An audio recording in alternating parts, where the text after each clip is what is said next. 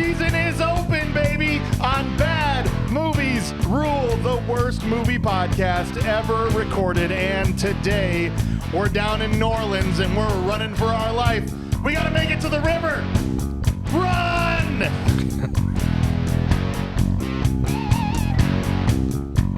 I think I could do it. You think so? Yeah. For sure. Have you ever been to New Orleans? No.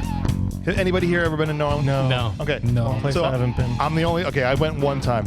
Let me tell you that the river is right next to the French Quarter. Like, Right. Yeah. right there. Well, and the other it's part of it, 10 too, miles. that would really screw you up, I think where people make a mistake is you think Yeah. you'd run to the river. Oh, okay, we're going to go downhill. That's going to go towards the river. That's not the case in New Orleans now, is it? It's kind of like uphill a little. No, you gotta go up. You got to go up to get to the Yeah, water. the to get river to the comes to you in New Orleans.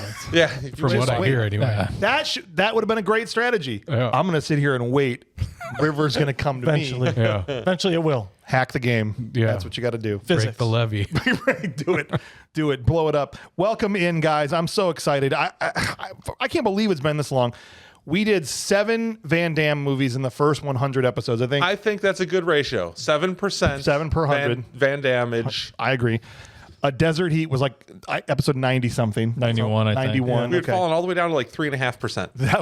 That was the last one. We're now in episode 200 and something, and we're finally coming back to the well. This is Hard Target 1993.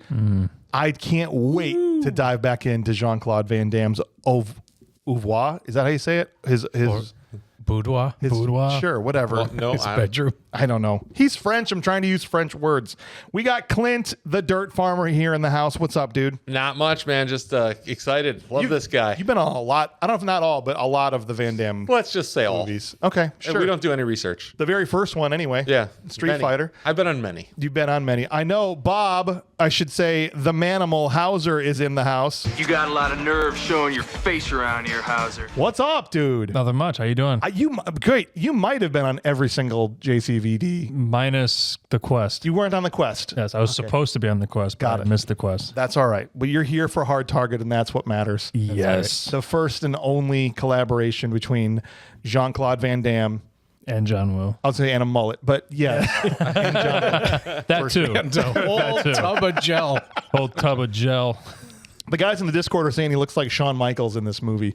Looks nothing like Shawn And I'm like, Michaels. the only, Yeah.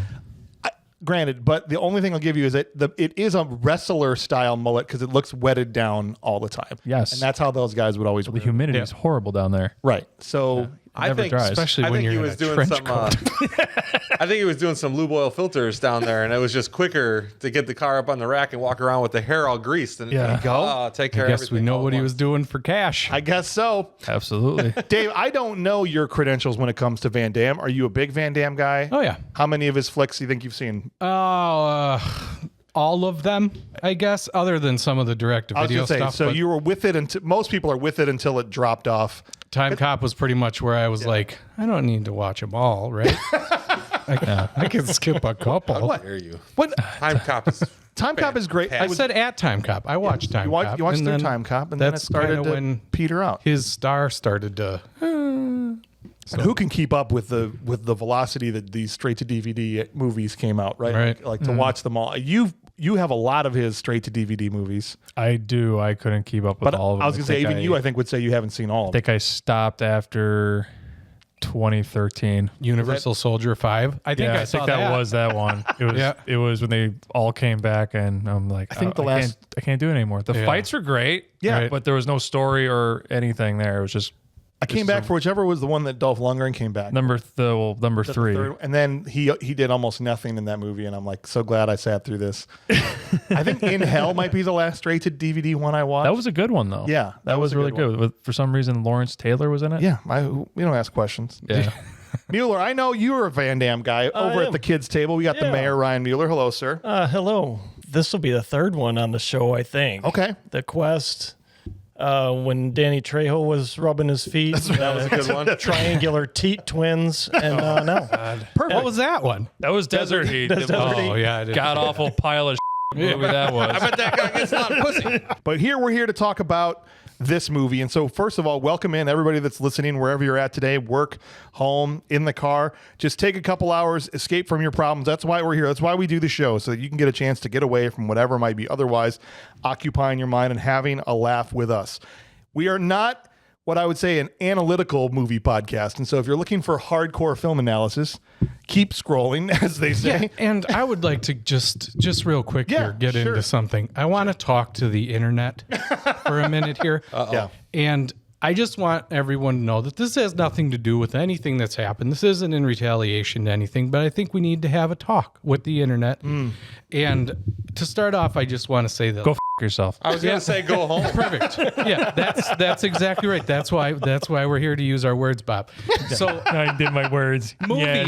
Yes, I like cornflakes and syrup. yeah, movies are kind of like our parents, right? So like they comfort us, and like when we were kids, they helped us grow and everything. They're a lot like our moms and dads. Yeah.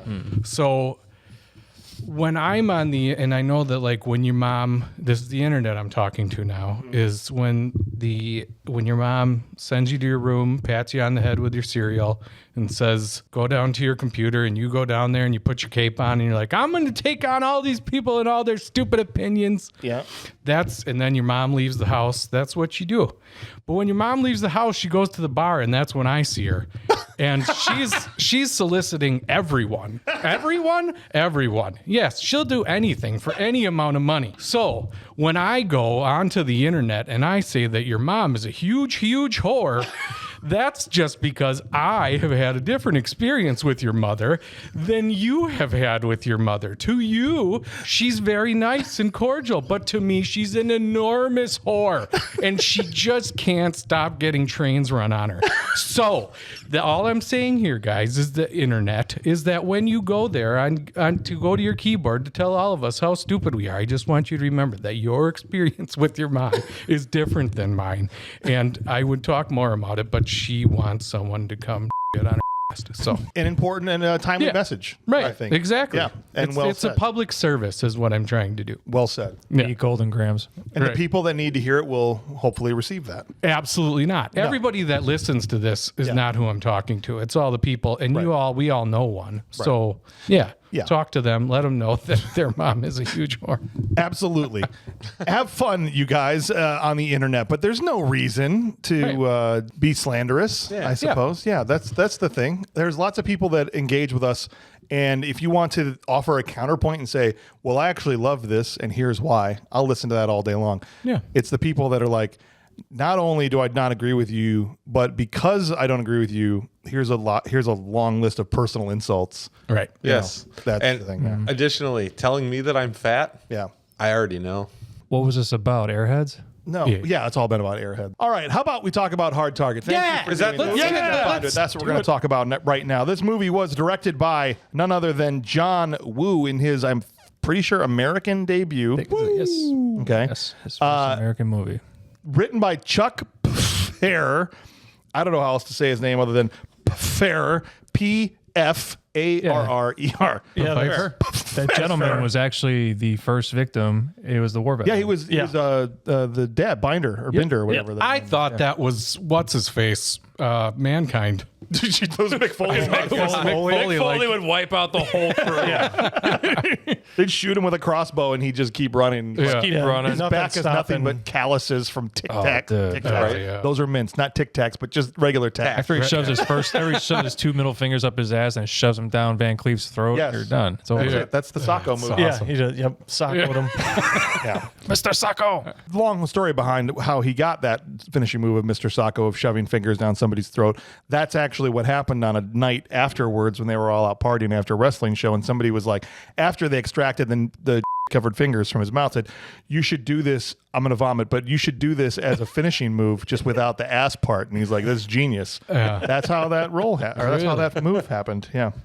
We don't do any research on this show. As I said, we're not super analytical, so we just go off the That cuff. sounds legit, though. Sounds legit. A wrestling party, those things get wild. Crazy. I mean, someone's bound to have their fingers up their ass at some point. Is it Friday or not? Okay. Friday Night Raw. It's a different meaning of Raw. This movie starred Jean-Claude Jean-Claude Van Damme, Lance Henriksen, Arnold Vosloo, and Yancey Butler with a budget of $20 million. Man, remember we used to make these $20 million action pictures, like low enough budget that you could actually make some money and you get some decent dudes in there. And sure enough, this thing off a $20 million budget made $75 million. Nice. Good stuff. Let's go. It's currently a 6.2 on IMDb. Decent.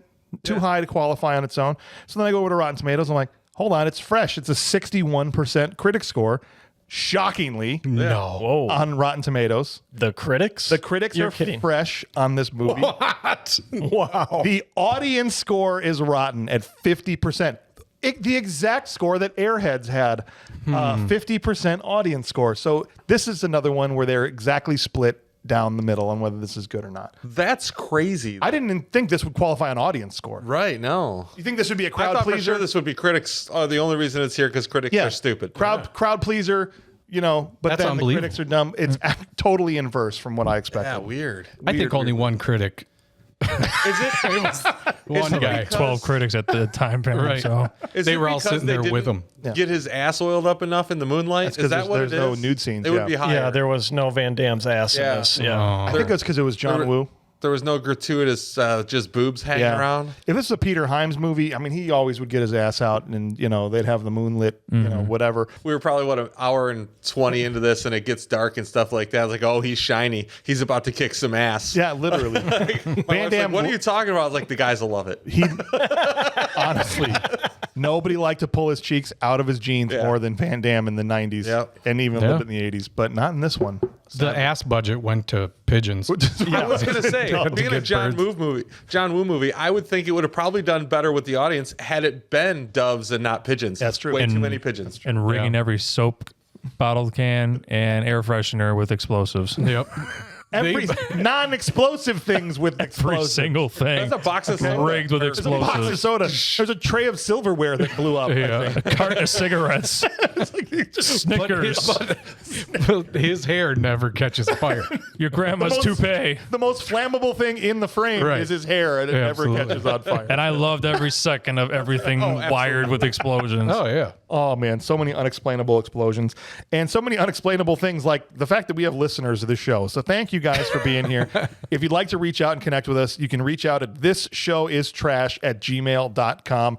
I always just forget when the guys troll us on their clips, which again isn't the majority of people are nice and cool, but the few times I should just say, please submit complaints to thisshowIstrash@gmail.com because that's why we have that email address. So go ahead and do that, guys. Send us your complaints, your stories, your questions, whatever you want. We'll do that on an upcoming mailbag, which is going to happen real soon.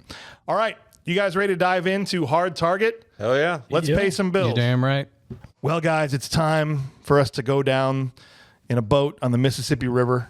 The Mississippi gets real janky right there through New Orleans, but it comes up right against the French Quarter where there's a lone shadowed figure running frantically through the French Quarter. We don't know who he is or who he's running from, but there's other shadowy motorcycle guys coming after him. There's somebody practicing the Lethal Weapon soundtrack on a saxophone up on a balcony somewhere. It sounded exactly like It the did. Lethal, right? Like I just met Danny Glover to come out and be like, "No, I'm getting too old for this." So good. But we find it doesn't take us long to understand this guy's being hunted by another group of people. He's running from somebody. Yeah. Because arrows. That's how you know. Spinny crossbow arrows. Random crossbow bolts everywhere. Yep. One shaves his cheek. I get the sense that they're toying with this guy because he tries to climb a fence and they're not trying to kill him. They just knock him off of it. He's tripping over garbage cans. He's still trying to run away and they're chasing him. But the only guy really trying to kill him is Crossbow Guy. Yeah, they're trying to set him up so that Crossboy Crossboy. Crossboy can shoot him with his arrow gun. Yeah, and honestly, because I'd only ever seen this movie once Long ago. when it came out and never again since. So I remembered nothing. And I mean, they explain it very quickly, but at first I'm like, these guys suck. I'm like, guys, this is easy target. What's going to happen when we get to hard target? You're embarrassing They're going to get yourself. their pushed in. That's what happened. That's what's going to happen. The guy can't even jump over a garbage can, guys. Right. No. What are we doing? Yeah, this was rough. But he almost got there. They keep saying he's almost to the river, Right, guys. Lance Henriksen emerges from the shadows to tell Crossbolt guy, Crossboy, he gets to the river and he wins, and that can't happen. Right? The game's already rigged. We find out. Yes. Yeah. They're toying with him, and he's like, guys, can we stop messing around? Right. He's Time getting to to the do it. river. So he fires another crossbolt, whatever, and he makes it on the dock. He breaks through the dock, and then they shoot him through through the neck? Because they're through from the his back. sternum or whatever. Yeah. Just let go back at that through his point. chest. Yeah. Just let go at that point. Go into the river. Here's what I need. I need the red flag replay official because his feet were in the river. He got there. Oh yeah, he was wet. Yeah, what kind of bullcrap he got is wet. that? Yeah. Do you have to jump in off the I end don't of the know pier? what the rules are. Like, he's in the river. Crossbow He bolt guy touched was water. playing for Kansas City. I've watched the Royal Rumble. Your feet touch the ground. You're out. You're out. Yeah. Right? As Yeah. soon as he broke through there and his feet are kicking through the river, I needed a official to come out. Yeah. Just be like, boys, we got to take a look at Well, you see this. I think this movie was before replay, so we couldn't go back to it. He did not make an illegal hunting party move at the end of his. this. After review, the ruling on the field stands is called. Boo! You touched the river. That's bullcrap. And bro. here's Taylor Swift. Taylor Swift's I'm watching this through, and I'm like, they got a crossbow bolt. They're trying to be stealth about this. They're trying to take this guy out all quiet, like this is weird. And why are they blowing every goddamn thing up? This is how did it get so loud? And then they crossbow bolted him. I don't understand. Yeah, dude. I was like, Yeah. what the heck? Because I remember this from, again, like you said, watch it when it came out, and then not again is like, Yeah. then in the next scene, I'm like, okay, I know what's going on here. I thought this had iced tea in it.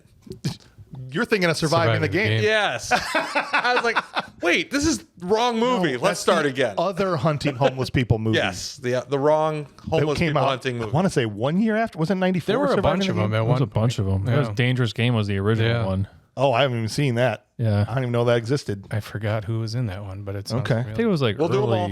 early. That six- was Mario Van Peebles, wasn't it? Oh, Dangerous Game? Yeah.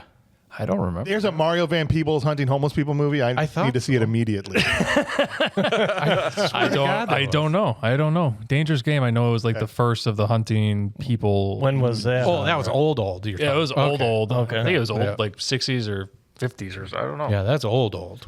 This was pretty much like the Die Hard of hunting people movies. There would be runs on the, like, if you go back in the 80s, there's, I don't know how many movies we discovered of biker gang has taken over small town. Guy has to come and save the small town, right? Like Gary Busey made one of those. Lance Henriksen was the hero of one of those movies. There's a bunch of those. Somebody, this is why you can't take solicited information anymore. Somebody legitimately went around back in this day and shopped their script around to everybody, and everybody's like, that's a good premise, but we can't use this stuff, so let's change them up a little bit. So there's a guy out there that deserves a lot of money That for he writing made that original script, and hunting everybody one. else just started like, That's it. We find out the guy's name was Doug Binder, and his daughter comes to New Orleans to look for him. And so do her eyebrows. Those things should be in the credits. Those were amazing. It looked like two caterpillars fighting on her face. They did more acting than she did. I would for lick- sure. I would lick You the didn't see caterpillars that? off her face. They were drawing eyes. They might have been Expected able to. nothing less from you, my friend. She comes into this diner, and JCVD is just there sipping some coffee, flirting with this waitress. And she flashes a wad of money. She's trying to find somebody that can, find her dad. And immediately, these guys that were waiting to beat up Chuck Norris see, see the money and want to follow. And at first, JCVD is he's sitting there eating gumbo, and the waitress says, "How's the gumbo?" And he says, "Terrible." And if I was that waitress, I'd be like, "Well, why don't you leave then? That was free for you. You're not paying for this." Because she later goes, "Oh, did you forget your wallet in your tux?" And he's like, "Did I lose that one on you already?" And That's a pretty good Van Damme. It was it? Yeah, Because I think so. I felt like I sounded like the candlestick from Beauty and the Beast. Nailed But it. anyway, he takes a free gumbo, says it's junk, and then gives her 14 quarters and leaves. Not even 14 quarters, it's pennies. They're trying to establish that he himself. They never really straight out say if he's homeless or not. I think he is. He has there's one point where it looks like he's got an apartment, but Yeah. I don't know. I think he's squatting. I don't think it's his. Oh, well, probably. I know in all the He squats there. That's just where he He poops. squats and he squats there. So do the birds, he does his apparently. squats there. And does squats there, yeah. There's a lot of squatting going on there. He's just in the back with Any plates. squat you can do, he's doing there. He's in the back with plates on a board, just getting those gains. Yep. Okay. Never skip leg day. I respect that. No, he hasn't. He can't skip leg day. No. Doing that weirdo move from Double Team where he just takes his legs in the door jam and just switches them back and forth. Yes. That's what he does. I know since we stopped doing Van Damme movies, we pretty much started doing Chuck Norris movies, and we've done as many Chuck movies in the last 100 that we probably did in the first 100 of JCVD. And it's been terrible by comparison. And one of the things we always talk about is how every time Chuck walks into a diner, there's bad guys in there waiting to start some with him. And this They were there. is pretty much these guys that are here, and they sneak out after this chick, and she gets to her convertible, and these guys have no chill. They've got her bent over her car door in broad daylight. One guy's got his hand on her ass. Right. As she's Yeah. bent over. It was Right. like smack, and she's in the position. Right. How about a little something extra? Yeah. Get out of here. Smack. Okay, you just bent right over that car. You could have maybe just turn your body a little bit so you're not just Something. ready to go. JCVD comes up because, of course, he does, because this is an action movie. He's got to save the person, right? I knew he was going to save somebody from getting mugged when they showed him in the diner. Right. Yeah. Okay, before the girl even comes So in. he kicks the door open and he sees the reflection of the guys looking at the girl. That's right. So He smells injustice on the air. he smells the stuntman from every other action movie. They was like, I've worked with these guys before. I know who these guys yeah, are. they're not pulling their. These guys are up to no good. That's right. Those guys thought they were getting off easy because they went in there and Chuck wasn't in there. Oh, they're like, oh, this is perfect. The guys Oh, are like, we can get her. And Chuck ain't here because if Chuck was here, we're not leaving here. But now it's they see Van Damme and his perm leave, and they're Like, all oh, this good. is great. Like, All we gotta we're gonna do is- get this purse and maybe get a little extra action out in the daylight. He's like, all we got to do is deal with Shawn Michaels now. Right, It's going to yeah. be much easier. There's no Sweet chin music. boy. You know what it is? There's no Chuck Norris Furniture Company in New Orleans. Oh, that's right. it. He embezzles money Right? through Yeah. selling Yeah. furniture to bars he destroys. Exactly. I forgot about that. I thought that was Patrick Swayze. In That was Roadhouse. where it started. He bought it. Chuck bought it from Patrick. Van Damme walks up to these dudes. And how did you texted me the other night? How did you word He it? unholsters his leg Like a gun. because it gets all slow motion and he just like pulls his coat to the side just to show his corduroy leg. Like, oh man, that's the real weapon right there. You want to see what this thing can do? And immediately kicks two dudes in the face. He kicks them both before he sheathes his leg back Right, again. before he puts it back in the holster. It was like a 6-shooter, just whop, whop, and back in the holster. He quick draw McGraw'd his leg out. Yeah. He did. These guys didn't know what was happening. They were And- so confused. The music gets all like western-y right there too. Yeah. Like, Yeah. and That's- pulls his thing to the side. How he got the drop on them, Yeah. because when they Thought it was didn't gonna when be they a gun? didn't see a gun, they're like, "Why is he showing us his?" Because it looks super cool. Yes. Yeah. Then the other dude jumps up on the hood and just Dude, Yeah. gets taken you out. guys like Chuck Norris. I know you love Chuck Norris. I know you love Van Damme too, but here's what I've been saying this whole time. Van Damme is such a badass. He knocks a dude out by kicking him in the face with somebody else's freaking leg. That's how badass Van Damme Forgot is. about that. It is. Here's what I always wonder in these movies. Okay, so you saw what happened to the first two guys, and then the third dude lands on the hood when he gets his legs swept out from underneath him. What the hell is guy number 4 thinking? Well, this In is that the thing in a situation. My lot buddies of are a movies. bunch of bitches. Yeah. Right? What did Didn't you one of think? them get knocked out like 3 consecutive times? 3 different times that 3 guy got up. different times. Yeah. Okay, he could have a brain injury that he doesn't know where he is anymore. But guy 4 watched guy 1 through 3, and then he's And like, 3, "Well, I've got and this 3. bottle, so it's going to go differently Yeah, for me." I got a bottle that'll work. I found a bottle, guys. Smash. Yeah, he ate that bottle. Picking those shards out of your ass in a minute. Like, Yeah. that's what's going to happen. But the only movie I've ever seen this dealt with was Yeah. Jack Reacher, where he says, here's what's going to happen. I'm going to kick these two guys' ass, and then you're going to run. Right. And that's what happens. But in every 80s movie, 90s movie, that's why they're great. It's because nobody knows how stupid they are for And then starting with them. there was a dude that got up and tried to do a leg sweep kick on Van Damme, and he still got his ass kicked. Low man wins. Right. He's Yeah. like, I'm going to leg sweep you even lower and harder than you're trying to leg sweep me. No Bitch. chance. This is my No other gun. chance. Oh, No You're chance. done. as Van Damme said in Expendables, don't challenge me. That's right. That's right. And then he out Seagal. He snapped a dude's arm. He did. Oh, That over was his Steven shoulder. Seagal but he did it way Seagal. better. Yeah, way Yeah. better. Way better. Just dead face. The over the shoulder arm snap is so brutal. like Can you imagine? Like that guy's elbow's not What were you supposed gonna to say? look like that. No. What's that? What were you going to say? I said I think that was intentional as a F you to Steven Seagal. I hope it was. Yeah, I was do. he doing work then? Like Oh, good yeah. stuff? Early 93? 90s? Oh, Yeah. that was when he was in his peak. Okay. Early 90s. Sorry, I didn't mean to cut you off. My No, apologies. you're good. You You're were. good. It cuts to the police station. There's a strike going on, and this detective is singing "Happy Birthday" to herself. I love these strikes. Everybody else is outside. on Three old strike. And people that are near apparently- death. And what was Chief Brody's assistant, the typist? Oh, the old lady. Yeah, yeah. Oh, yeah. Yeah. Like, what are you striking for? yeah. I don't know. More money. Cops on strike. never City really shuts dealt with- down. But I Cops don't. on They never. strike, city shuts down. Yeah. I guess I don't know. They want more coffee filters and the women's Better donuts. better donuts, Bigger holes for their donuts. bigger holes for their donuts. Like, you guys don't look like you could protect anything. Get out of here. No. Can't fit these in my pocket anymore. Hey, Yeah, exactly. But it's fine. I mean, And she's an arsonist undercover, apparently. Yeah. what is that? A falafel? I couldn't even tell what the hell she A stuck. very candle in. small cake, Okay. I think. Not a crumb cake, a really crummy cake. She's got it. She's about to sing to herself, and then when Nat shows up to do a missing person report for Dad, she puts it in the drawer. Puts a lit candle in the drawer and Yeah. closes it. I needed, like, while they're filing out the missing persons report, for smoke to just start coming up out of the desk Yeah. and into the scene, so that Nat could be like, what's happening? Everything else explodes in this movie. Why didn't that thing that was actually on fire explode? She's like, it's nothing. That's fine. Yeah. It's fine. We're fine. She's That's just what they were counting it off striking in for. her They head. just wanted to get rid of this freaking crazy firebug that works with them. She took it out. It looked terrible. I'm like, Steven Seagal baked this cake 100%. Yeah. In a In a microwave. microwave. Yes. This is what those look in like. an easy bake oven. 3 minutes. Seriously. There's a bunch of his hair in it. She's trying to fill a missing report, and then she finds out that the dad is homeless. And this cop is like, well, actually, homeless people can't be missing, so What? That's a 90s cop logic right there.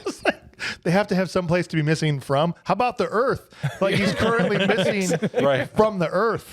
He lives on this planet still, though, correct? He's not on a spaceship. She is the detective in Terrible. God's green earth. Well, she's Terrible. got stuff to do, man. She's counting got a off the cake to happy eat. birthday candle in her drawer that's currently burning. So she's like, I don't want to file this missing, but I guess we're going to do that.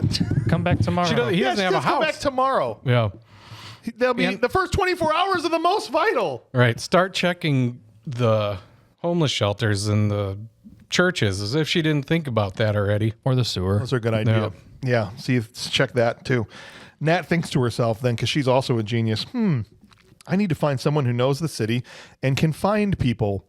Hey, how about leg gun guy? Yeah. Yeah. Right? The guy who just saved my life. The only guy I know here that isn't shitty like this lady. Right. Exactly. And she goes to see the other guy first. Oh, Right? Roper. Yeah. Yep. And Roper is like, yeah, I don't know where he is. Leave me alone. There's a lot of us out here. Yeah. So Yeah, I'm looking for a he was homeless out guy of doors. in the capital of homeless people.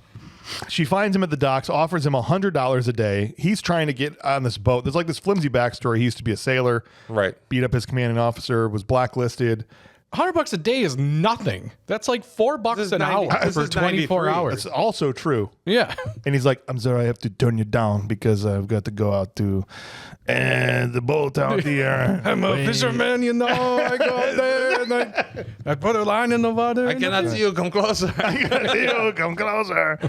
But the union's been on strike. He's down on his luck. It's tough. You know how it Yeah. You did it. Good work.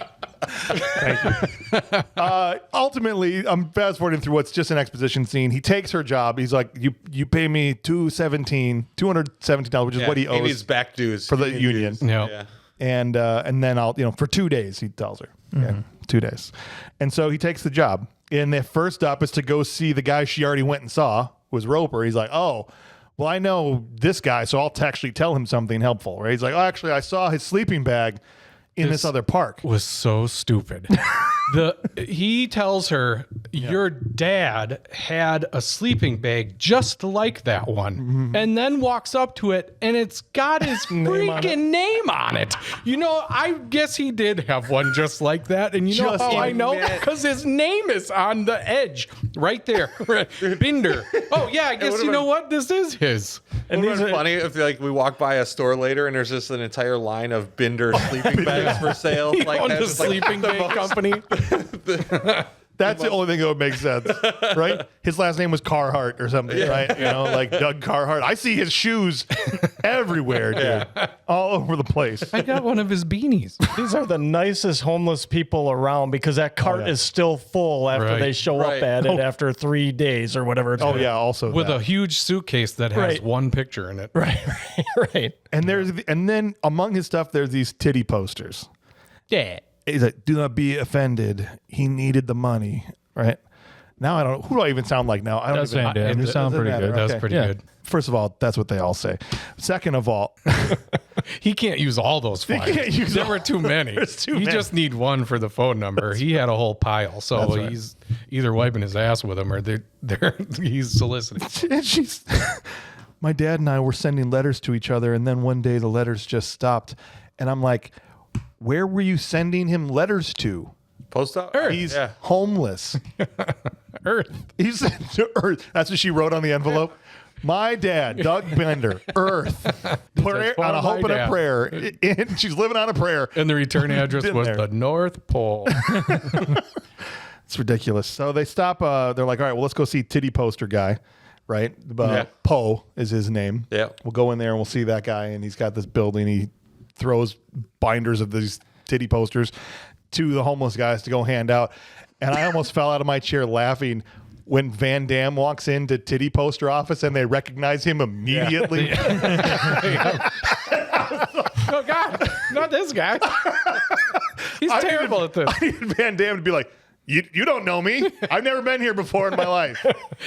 Dude, I do your hair. That's somebody else. Clearly, you've got me mixed up with. I don't know these people. It's a different French guy with a huge cyst on his forehead. I did read about that cyst, by the way, because when my wife and I were watching it, she's like, what's that huge lump on his forehead? And I never noticed in any of the movies that he had a big old lump like that. So I goggled it, and apparently it was a cyst that he was going to get removed, but then got famous and said, screw it, I don't have to. Part of my face now. Right. I'm famous for my cyst. Interesting. So that was an assist. They're trying. Yeah, Yeah, I did it. All right. They're trying to shake down Poe for some information, but he gets real antsy when Arnold Vosloo steps into the room, right?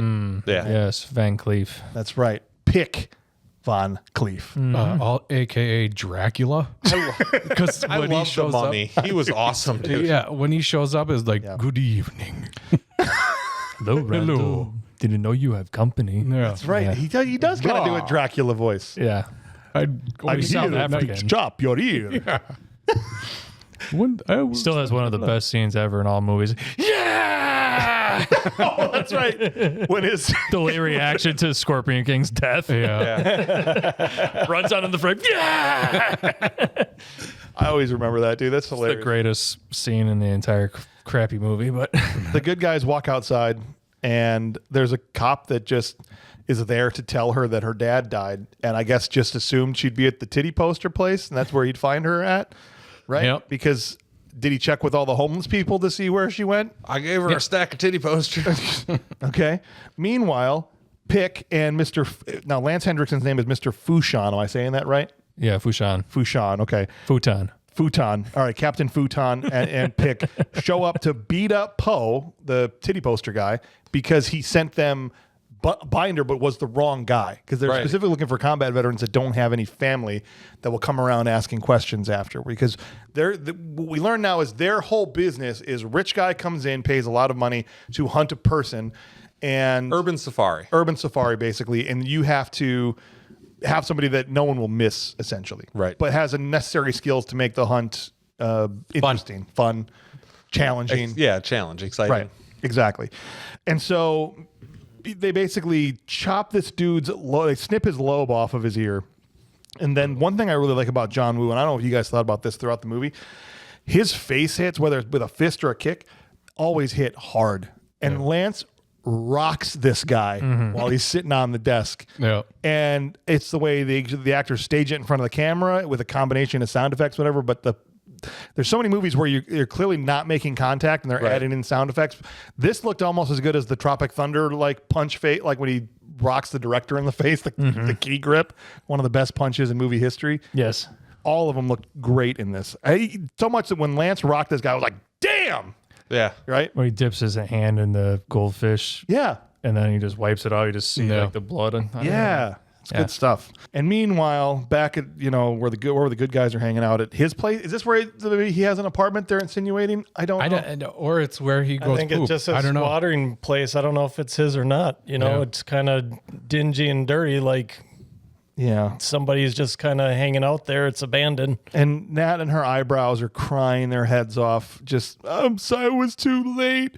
My dad was living out of a shopping cart. Why didn't he tell me? You're rich and I didn't know. And it's like maybe you should have realized when you were addressing your letters to the shopping cart next to the Joanne Fabrics or whatever the hell. Camouflage sleeping bag cart. That one. That didn't give you a clue? Well, she had a 16-hour drive because her license plate was from Michigan. Okay. Michigan to New Orleans is about 16 hours. So it's a long ride to go see your dad after however many years after he's disappeared with letters. Probably should have went sooner. And she seemed pretty well off. I mean, she couldn't fly. She had $100 I got to drive my convertible Camaro down. Yeah. You need that Z28. Is that what it was? Yeah, Z28. Is that a Camaro? Yeah. Yeah, it was a Camaro. Okay. And then, Bob, we get one of your favorite types of things. Oh, go ahead. We'll just go Transmero Irocula Z-Bird and get them all. You cannot miss with that. This is where, because Dracula is Bordeaux, is that a Chance Boudreaux? I'm just going to keep calling him Van Damme. Oh, Boudreaux. Chance. Boudreaux, Chance Boudreaux. My mother took a chance. That's right. That's my name. Yeah, mother took a chance.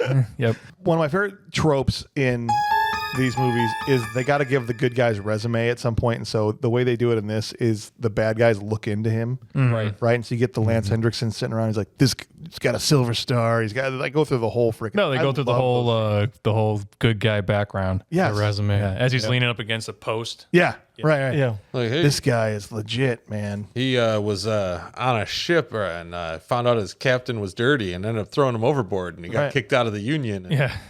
All that. Okay, great. Right. You know what's so funny about that scene is Lance Henriksen and Arnold Vosloo did that scene better than any other pair of villains. Yeah, when you have two legit actors doing this, not just random stunt guy, right? Main henchman, whatever. It's so much better because it actually hits or it lands or whatever. To me. No, I agree. Those guys together made this movie so much fun. And I made fun of them because after they give this incredible resume, they're like, should we go take care of? Like, no, let's send the low-level functionaries out to rough him up a little bit because we didn't just read that he's like the most badass of all time. And I was like, you idiots. But then the two crappy guys end up actually roughing him up and doing a pretty good job. So I was like, all right, I guess I'm wrong. Tell her to point her titty's nose and step on the gas. Yeah, what? Specifically. You got to get out of Dodge and tell your girlfriend to point her titties north and step on the gas. That she's got to leave that way. She got to turn north. North only. Titties north. Right. Step on gas north. We have thought this out. We have thought this out, Timothy. I have a chart, and this is what's going to happen.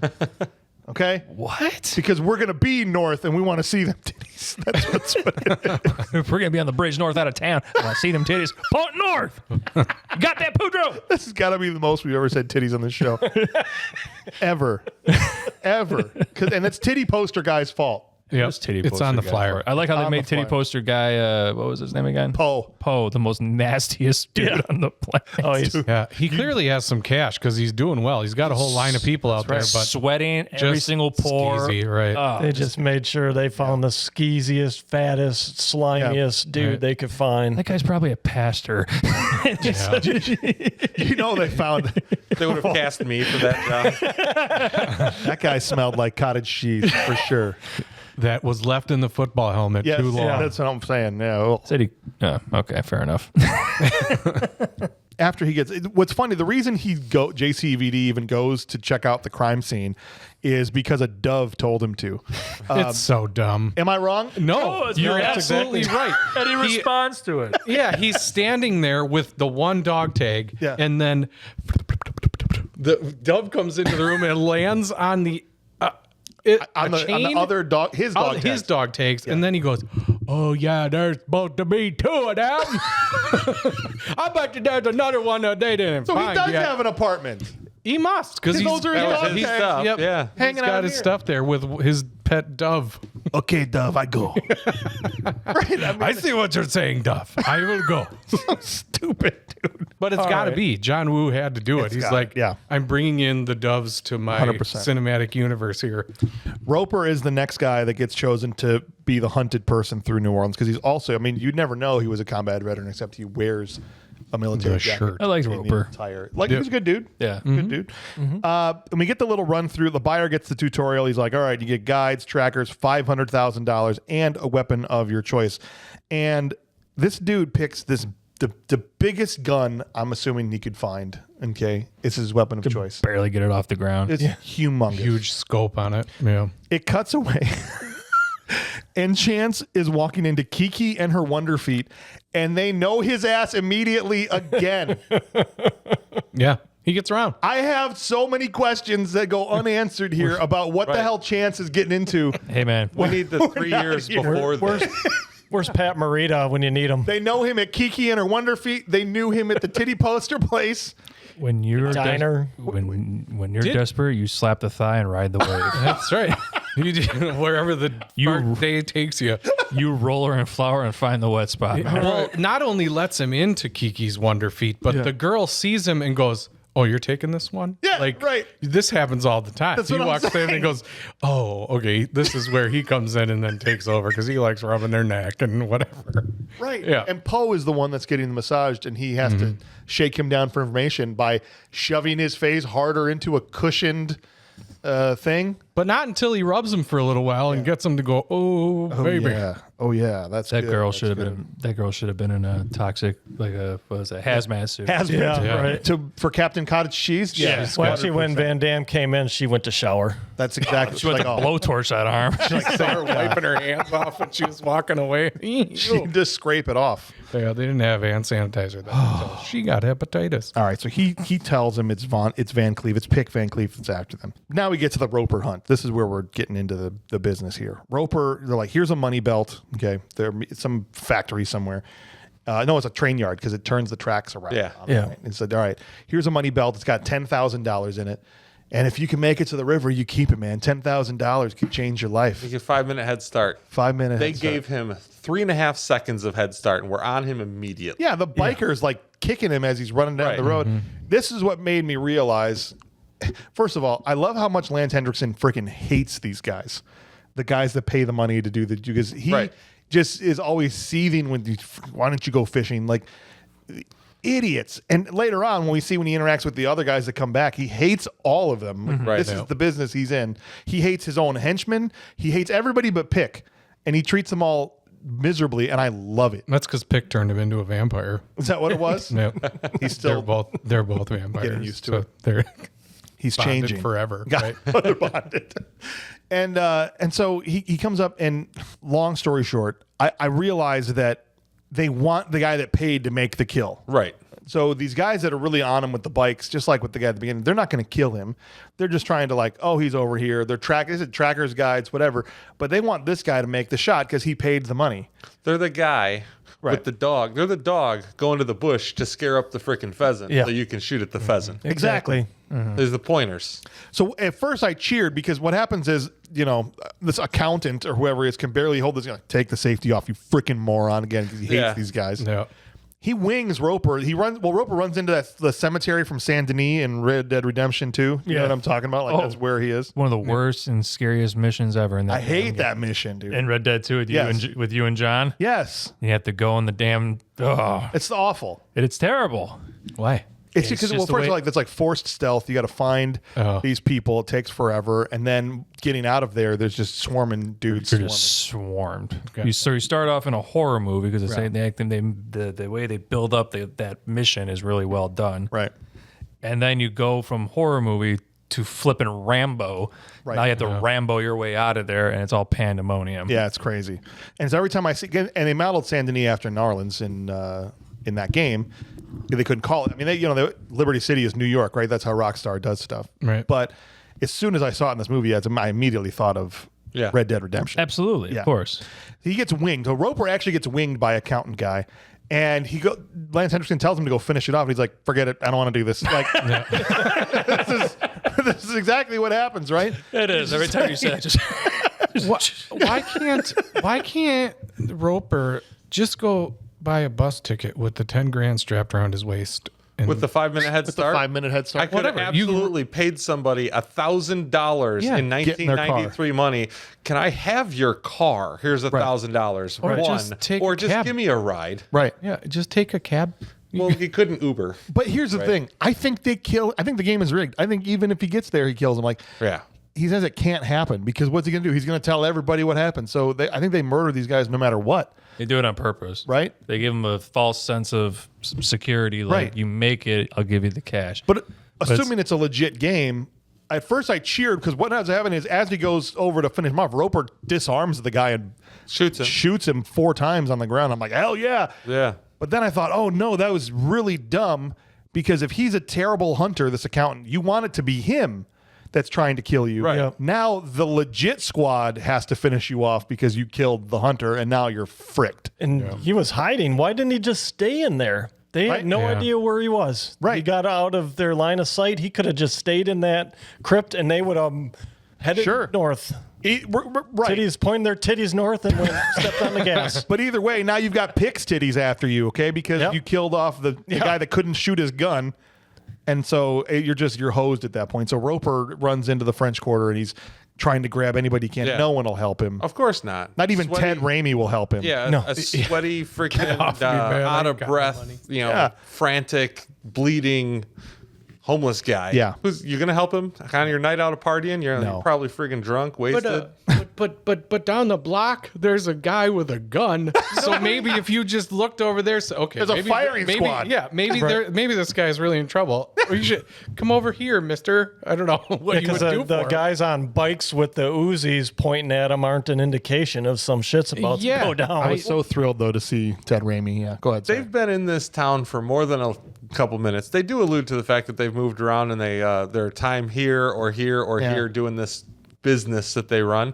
But it's like there's so much noise and BS and everything else going on. There's got to be some type of police response to this. But the police are on strike, so is that why we're supposed to believe that nothing's happening? None of the people care? That's why they set up shop, because they said we go places where there's unrest. Yeah. Right. And they were this was going to be their last hunt, and they were going to move on. Right. So if I guess if maybe they make it, they move on sooner. Yeah. I don't know. You know?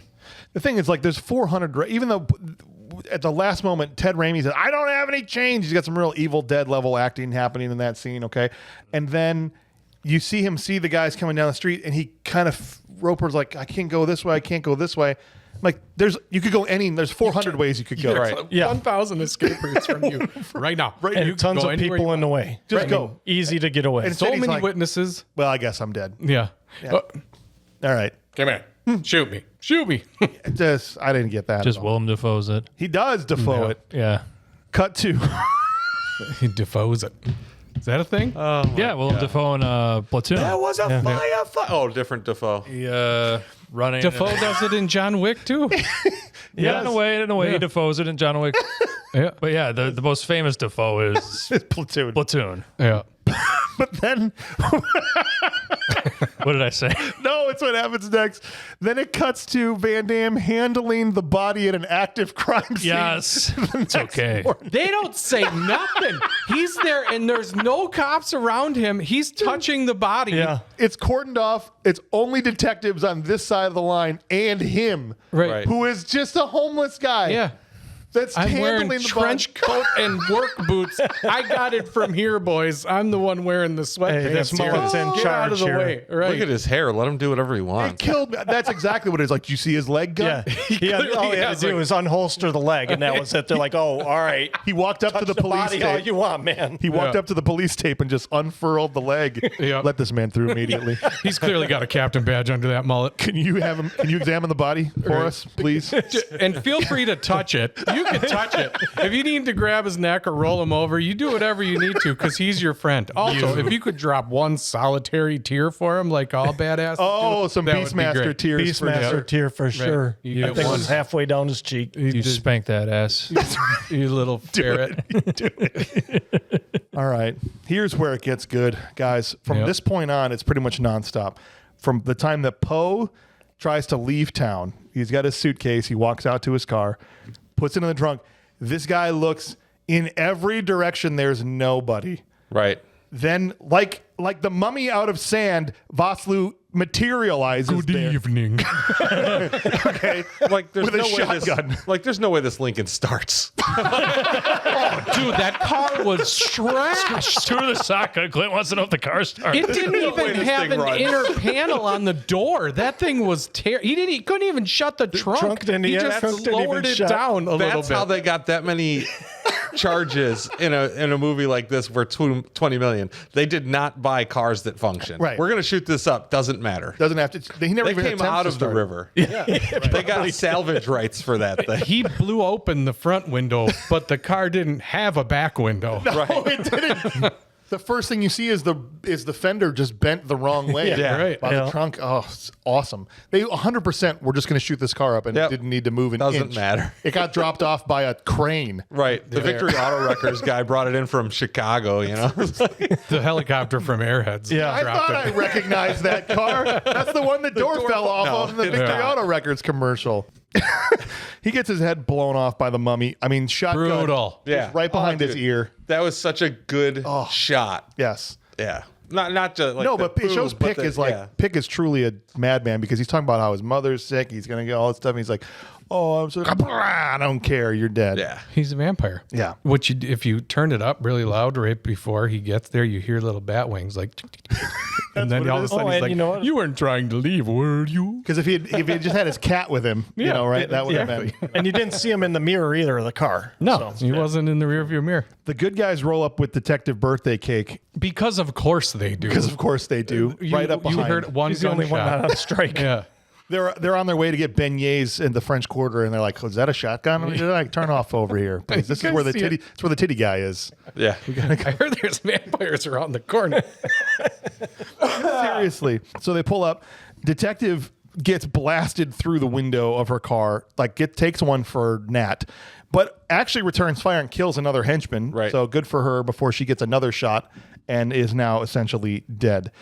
JCVD is diving and rolling over every hood, trunk. I mean, there's drive-by guys coming by on motorcycles. He's diving out of the way on everything. And then we get the classic Van Damme with the John Woo diving Double gun. gunshot. Yeah. Yes. Only single in this one, but it's the Max Payne. It's the Slow-mo. slow-mo Bullet dive. time. Bullet time jump. It's a thing of beauty. Yeah, it's where John Woo drops his nuts on this movie. Yes. Like, oh, this is why Yeah, you he guys hired smears me, it all right? across the Here face. we Yes. go. Boom, and he That's- jumps. yeah. And is it stupid that he just lands on the hood and he's wide open to get shot? Of course. Of course. I don't care because Yeah. the rule of cool says it doesn't matter because it looks freaking awesome. This is woo-tastic. Woo-tastic. It is wooing all over the He Woonerverse. did. Motorcycle guy then rolls up the street and guys, That's the greatest kick to the face ever. Yeah. it's bad enough getting kicked in the face when you're standing still, but eating a Van Damme boot while you're going 40 on a bike, That sound. Even with a helmet. Boom. You still, your head's off. right, when he gets the corner gets him later on, he's like, why wasn't this man wearing his helmet on his bike? Like, he was wearing Kind of was. Got kicked clean off. You should have seen this leg gun this guy had. It was amazing. Why wasn't that not rigged with sparkling explosions? I wouldn't. Oh, that would have been great- amazing. Great move. Bursts into confetti. And it felt like Van Damme, once he used the hood to get his leg up, sideways, and it seemed like he was floating in the air for a second. Like, it was so good. Just snapped that thing off perfectly. Oh, fantastic. It's why you hire him. It's exactly why you hire him. Because he's doing all this himself. You don't have a stunt man for Van Damme. Right. Should have had a truck driving down with field goals in the back of it. Just kicks the guy's head clean off right. Yeah, right through the- It only gets crazier, guys. Nat and Jean-Claude grab the bike and take off. Yes. And there's another biker now driving towards them, chicken style. And he turns to her, who's riding behind him in bitch position, not anything to do with her, but says, grab the bar. And so she reaches around him and grabs the handlebars so that he can raise up and shoot. But at first, she says, I don't want to get on the motorcycle. Right. And Oh, he's that's like, it's fine. She's dead. dead. Yeah. Get on. Yeah. And then she's holding on to him for dear life and then goes, I'm a stunt driver. Yeah. My eyebrows can do it. Right. Yep. He's firing while her face is in his asshole. Yeah. Okay. And Yeah, because he stands up. he's like kind of raises up on on whatever he's standing on. I don't know how to dirt bike, okay? But I'm just saying, on a freight starter. I'm She no keeps that motorcycle thing rider, straight. but that doesn't seem easy to do. no, I don't think I could either keep a bike part. straight if my nose was up Van Damme's ass while he's shooting a gun. I don't But that stunt But it rider probably could. smells like beignets. He's French, dude. Yeah, He exactly. is French. The bike explodes because, of course, it does. And then they jump the exploded bike and then drive straight into another guy's nuts with the bike Yeah. Yeah. Yep. in front of a bunch of empty cardboard boxes. Because thank goodness Classic that the It's the classic. moving company decided to put all those boxes right there. Hey, for Hal, what are we going to nothing. do with all these empty cardboard boxes, man? We got all this stuff. We got to move out of here. Stack it in that Van Damme movie to make it down the street. You never know when a motorcycle's going to run into the side of a building or something. Why don't we stack it up just in Actually, case? that was just the trash right outside. What you didn't see is that building on the edge was the set where they were setting up for the final shootout. So that was just where all the charges were in those boxes. Got it. And then he comes like, what the hell happened out here? Dude, he hit a guy in the nuts with a bike. It was crazy. Thank God we had these boxes here. But how am I supposed to move my grandma now? She needed these for her knickknack. Oh my God, those poor delivery drivers. Bro, they're always getting it, man. Oh, Then- they're enough.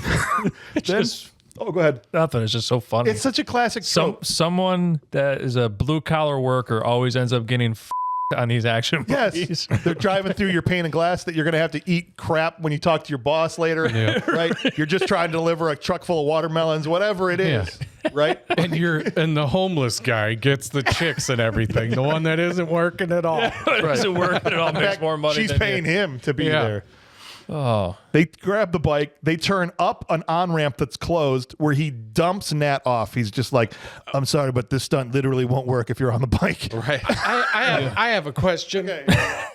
So when they're driving up, there's a clear road on the left to freedom. Yeah. And then there's a turnoff on the right to a closed road. And they decide we're going to go hide right there. Oh, I'll tell you why. Everybody. Do you want to know why? There's a reason? He knew he was going to do what he does next at breakfast that morning, right? Okay. He's like, I just can't wait until I get this opportunity. And so when he knew he was getting followed, he's like, oh, I know what I'm doing. No, I think it's because in all Rockstar games, they don't build the bridge. Oh, that's right. He can't get to that part of the Can't map. go yet. to that part of the map. Oh, okay. Yeah, you haven't unlocked the rest of the city yet. I got my motorcycle surfing shoes on, so there's no way I'm wasting that. We're going to the right. Yeah, and he revs the thing up just to dump her off the back of it, right? And he floors this thing. Oh, this now originally, I'm willing to admit, and I don't know if you remember, this was the moment I was out. Okay, for whatever weird reason. This was the moment in the entire film that you decided to bail. I was like, I'm done. I can't believe that. Like once they did you this left? stunt, I didn't leave, but I checked out mentally. We're talking about back in the '90s when I watched this. Okay, Yeah. and I was a fan of dumb action movies, but for some reason, this specific stunt, I was like, okay. What happens is he's driving. This truck is coming up the on ramp. He's driving downhill. Okay, this is important. Because even on a straight piece of road, I'm not sure about this, but I sure as hell ain't sure about it on a decline. He stands up on the seat of the dirt bike and shoots the two guys standing vertically on a bike, balancing it perfectly. Shoots the two of them. As the truck comes and hits the bike, he flips over it, lands behind the truck, and kills the last guy through the rear window. Right. And then fist pumps. But look, and he looks down at the. Great. It's pretty great, but he looks down at the gas leaking out of the bike. Like, I'm going to use this to blow up the truck in front of me. That's the easiest way to get this done. Then does the hardest way to get it done and stands on the bike and shoots the three guys. And then when everyone's dead and the truck is heading out, that's when he shoots the gas from the Well, and he shot the back of he shot the back of the Suburban because the motorcycle's under the front of the thing. Okay, so he didn't even use the gas coming out of the Because motorcycle. it wasn't gas, it was water leaking out of the gas tank. Oh. Okay. And you know that's very dangerous. He knew he had to get rid of this bike immediately. That's why it's called hard target. It's called a hard target. You know what the hardest target is? Gas leaking out of a bike that just went under a truck and there's three guys dead. And there's an explosion going off already. He's the hard target because all of their automatic fire missed him. He's standing on a bike right in front of you. So the mullet acts as a levitation device, which levitated. Jetpack mullet. If you see it going like, It produces lift once you get the wind underneath it. Produces lift to him to get up and do that awesome hang stance. glider. And then it glides him over the truck. Perfect. And reloads his gun for him. Also, the grease of the mullet acts as a force field around him, so no matter how many has to. guys are shooting at him with He Uzis, can slide on the roof. Yes. His head almost hits whoever that. I don't think that was him doing the clip over the car. No. There's no way. That's the thing that you can see, and this is why this sucks about 90s movies and high definition. We talked about this already. Yes, but we did. You can see when the stuntman decides to show up here and it's not. It did not play. But a great stunt. So kudos to that stuntman. But he almost hits his head on the top of that car when he goes over it. It was close. Well, and they keep doing the redo. Oh, you see it from 40 different angles. 40 different times. And a great stunt. Yeah. And the reason I brought up how I felt about it last time is because this time I loved it. Yeah. I don't know why before. Maybe it's all these movies I've watched, but this time I was like, hell yes. I wanted him to be doing a handstand on that damn bike. I don't know why you had a pine cone in your ass for the longest time about that. Just about that, because how many other Van Damme movies was I just all in on? It didn't matter. But for some reason it was that. And then it was Jason Statham deflecting a rocket and transporter. That one I'm still not over. I think I got to rewatch. It's not even in the actual movie anymore. I know. I got to rewatch that one because I was. Transporter's great. Yeah, but when I saw the trailer with him deflecting a rocket with a serving tray, I was like, yeah, that's I fine. can't watch that. That's fine. What do you mean? Happens You all just the time. science. You He just knew. You got to see him as his next blue collar working title, That's the working exactly man. what it is. Yep. It was awesome. Anyway, Beekeeper is great. JC runs from the second truck, and now Lance Henriksen is here, and he's got his. Is it like a single shot handheld shotgun pistol? It's not a shotgun, but yeah. It's like a shell, though. It looked, or no, it was just a big bullet. Single bullet. a single bullet, yeah. The sexiest bullets you ever saw and the sexiest gun you ever saw with no That's pretty sights on it. No, yeah, it was a sights. smooth barrel. Yeah, Single nothing shot, have to outside. reload like a double barrel. Yeah. You would have to after every shot. JC dives behind this orange construction barrel, and the thing explodes when he shoots this thing. Okay. Everything does. This is an explosive bullets that this guy has. It's like Rambo with the explosive tipped arrows. Incendiary ammo. It's got to be. Yeah. I just gotta love be. how Lance Henriksen just is so frustrated about everything that happens. Just like he's got a hemorrhoid and has to deal with all of this because he just screams about every shot that he has to make. He goes up, Van Damme grabs Nat, and they jump onto a train that's going underneath the overpass, the unfinished overpass they're on. It seems to me like hopping on a train is the worst way to get away from somebody. Because you know where they it's went. going. And the rate of speed at which it's happening. Yeah. At best bet, they're on this train up there or back here. Right. Yeah. Yeah, you run out of options real fast there. And he looks over at Arnold Vosloo and he says, guess we are going to have one last hunt in New Orleans. Yeah. Wow. Right, exactly. Blah. Out in the bayou. Here we go. Here we go. The bad guys have found the spot where they got off the train. Vosloo smells their footprints and he's like, this is them. I'm waiting. He literally did. He's like, they were here 2 hours ago. They were here too. Van Damme took a over here in the corner. It's I'm about 2 waiting hours for old. Fender to go by. This is friend. Okay, I can tell. I hate water. Wait, what? They bring in all the former hunters. Okay, including crappy crossboy. This was like the YMCA or the Village People of hunters, man. They had some guy who looked like he was pissed. They pulled him off his bass boat. Dude, you're talking about Sven Thorson. I love that guy with the shirt. Yeah, he looked like he was pulled right off a fishing tournament. I gotta give up fishing to go hunt this guy now. He was one of Arnie's best buds and played a lot of bad guys in Arnie movies. He was one of in the very end of the first Conan, where he set up all those traps to fight the dudes after. He was the main dude with the big axe and the long hair. Yeah, he's great. I'm just saying, he shows up like he's Village People here. Yeah, I get what you're saying. They had the mafia guy and the Lance cowboy Henriksen guy. was desperate. He was just like, he had to call in some favors. Can we get one of the bad guys from Conan to? I was expecting him to start be like JCVD, you know. Well, we're gonna hunt the JCVD. We're gonna put an arrow in JCVD. He's bass fishing right now. Yeah, he can't come to the phone right now. He's in a tournament. He got a largemouth on a hook. I'm gonna rattle it. Young man, you can fulfill your dreams of shooting a homeless guy in the streets for $750,000, and you have to pay to be a bad guy. Why did they have to pay to go work for him? Because it was another hunt that he was offering them a special bonus.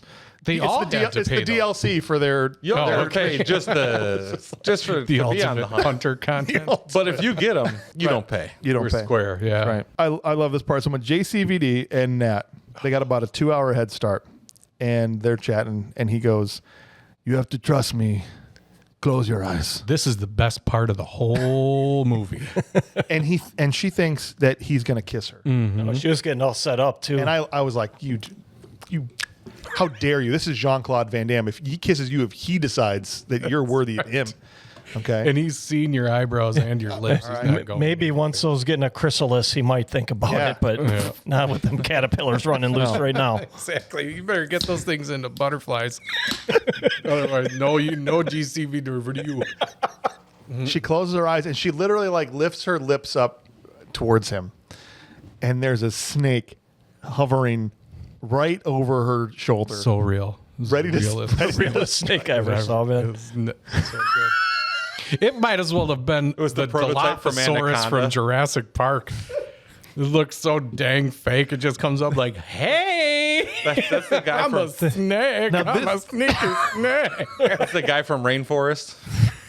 He snatches this snake so fast and pulls it out. Everyone knows this, and this is a well-known biggest WTF moment in the entire movie, okay? Mm-hmm. But what I think people don't often mention is her incredible holy face that she makes when she, like some of the best acting in the entire movie, when he pulls it back and she's just like, her eyes get humongous. And he pulls the thing up and he slaps it in the face. Before he knocks twice. it out. Yeah. The disrespect. First time he just... You bitch. After he drags his long snake over her shoulder and then goes, "Naughty snake." And then he beats his snake. He punches the snake in the goddamn face. He knocks it out. And then she goes, "Is it dead?" And he says, "Hardly." And then bites its rattle off because, of course, bro, we're going to set the trap. Oh, God. I loved it. His freaking snake friends later were like, "Bro, we ain't never seen a snake with a black eye before. What the hell happened?" And he's like, "Bro, somebody punched me in the damn face, dude. I don't know." Punch you? God. Did you get punched by a human? We don't get knocked out. What are you doing? Well, he slapped me first. I didn't know what I was just so disoriented. Usually I would just bite the guy. Did you see his hair? He was so dreamy. All the other snakes are like, right, we usually would just bite him. What happened? He smacked me and I wanted to see what happened next. He slapped me in the head and I was like, "What the fuck?" And then all of a sudden he knocked me out. And Van Damme, bless his heart, just buys into the bit 100% and sells it like he was punching, the guy at the end of Kickboxer. It was the only punch that wasn't in slow-mo. And the whole movie was just like, it should have been that. And this thing just goes, boo. Ooh. Okay, Like good Bob night. on prom night, right? Yes. It's just like, Okay, Bye. Blue Chew wore off. you are enough. You don't say that. he bites his rattle off and turns it into a snake trap. Lance? He does bite that off like a pixie stick too. Like that's no big whoop. It's just He that's what we Ozzy do. Osbourne that thing. Just yeah. It cuts straight to he's like, I'm going to set a trap for our friends. It cuts straight to the friends walking through there over a tripwire. This is one of the rich guys that's paying to be there.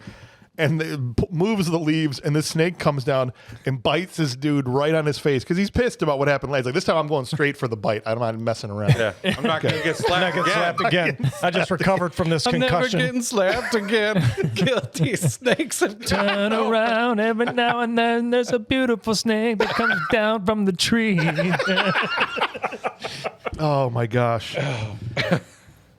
Lance Henriksen has the craziest reaction to this guy's death. Okay, maybe if you guys would die quieter and faster, we could actually catch up to them. And then there's a almost indiscernible line of dialogue here that if you have the subtitles on, you can tell that he says this. And then you can hear it once you read it. That's how I needed to do it. But he literally bends on this guy's choking to death on rattlesnake venom, and he says he's going to him and then eat him. Okay. What? Yes. I'm not kidding. Was he talking about the snake or the guy? I think he's got to be talking about Van Damme because why would he say that to the guy that's just gotten killed? Oh, okay. Right? Yeah. He's got to be talking about Van Damme. But go back and watch the movie and put the subtitles on. It's even listed as a quote on IMDb. Wow. Yes. And so I'm sitting there going, I had to pause the thing for 5 minutes to figure out if he's talking about this guy. And that didn't make any sense. So then I'm like, Van Damme, do not let yourself get caught by Mr. Fouchon. It's so much worse than you think So it is. much worse because that's going to be bad, dude. He said out loud the quiet part and what he was going to do. It's like, you only think that. You don't say that out loud. Yeah, this is only evidence for Right. vampire or werewolf or something. Bass fishing bad guy's like, what did he just say? Yeah, it's like I should have stayed on the I should boat. have stayed on my bass liner. Did you see the holes in the guy's cheek, by the way, too, from that snake? Yeah. It looked like a saber-toothed tiger got him. They were huge. It's awesome. Yeah. All right, Van Damme makes it to Uncle Duvet's house, and he's a moonshiner, and it's none other than Cocoon's Wilford Brimley. out there Of the brewing up diabetes some thing. diabetes. Yeah. Out there some brewing up fresh diabetes. insulin. And plays Blair in The Thing. Kurt Russell. Oh, yeah. Sorry, it took me a second because I was just thinking about his horrible accent. They hang out for a minute, and Wilford Brimley is trying to act like a French guy from the Bayou. Yeah. Okay, he's from Utah. I found out today on the Discord. Okay, he does not. He's like, "You still have my gun?" He's like, "No, Gator ate it, but I ate the Sure. gator or what? I don't know what. I still the have hell- your shotgun. but I still have your shotgun." Good work understanding anything he said, because I couldn't. All I heard was wearing white boots. Dude, I'm not kidding. He pulls his dusty ass shotgun out from wherever the hell he was. And when he hands it to Van Damme, He blows it chrome. bro, I'm not even exaggerating. John had to have done this on purpose. He filmed it like a love scene. Yeah. Okay. Absolutely. Seriously, it was like, oh, let me blow the dust off of you, baby. I haven't seen you in so long. There you are. Oh, mon chéri. We're going to kill so many bad guys. I miss your touch. That's right. It cuts. I'm not kidding. Go back and look. It cuts to Nat, who is uncomfortable. She's Because her hands in her pants. She's not uncomfortable. She's loving it every minute. She has a look at me. It's like, should I leave the room? Like that. It was weird. I hope In a- someday he looks at me like he looks at that gun. Well, that's what I was going to say. In a movie that I was surprised to have no romantic subplot at all in Right. an action movie in the 90s. Yeah. The only love scene is him and a gun. Yeah. Well, In it's the John entire thing. Woo. I know. It's why it's awesome. It's awesome. I totally didn't pick up on this last time. Like, he's in love with this thing. And it's an incredible shotgun. He can snipe a dude 200 yards away with it. It's really amazing. Unless it depends because It's fully sometimes upgraded. Sometimes it's got all the levels. That's right. BFG. He rifled the barrel. That's he went into the gun shop. We're just stay with the Red Dead. It's so theme. dusty too when he's holding on to it, and then next scene, bright chrome. Like you said, he blows he blew it chrome. Yeah. Oh my gosh, it's incredible. Last time he sucked the chrome off of it, and now he blew it back on. Start a leaf blower. I think he did. I think he licked the dust off that thing, and they just cut that scene out because it was too uncomfortable. Maybe Yancey Butler sucked the thing dry. It could have been. Maybe this was the moonlight ass out scene that they were missing, and they just cut it out. Where it was him. He had laid the shotgun down on a bed, and Van Damme just walks in, and the curtains are blowing past his ass. All of a sudden, you walk by and the shotgun's got like the greasy ass marks on it.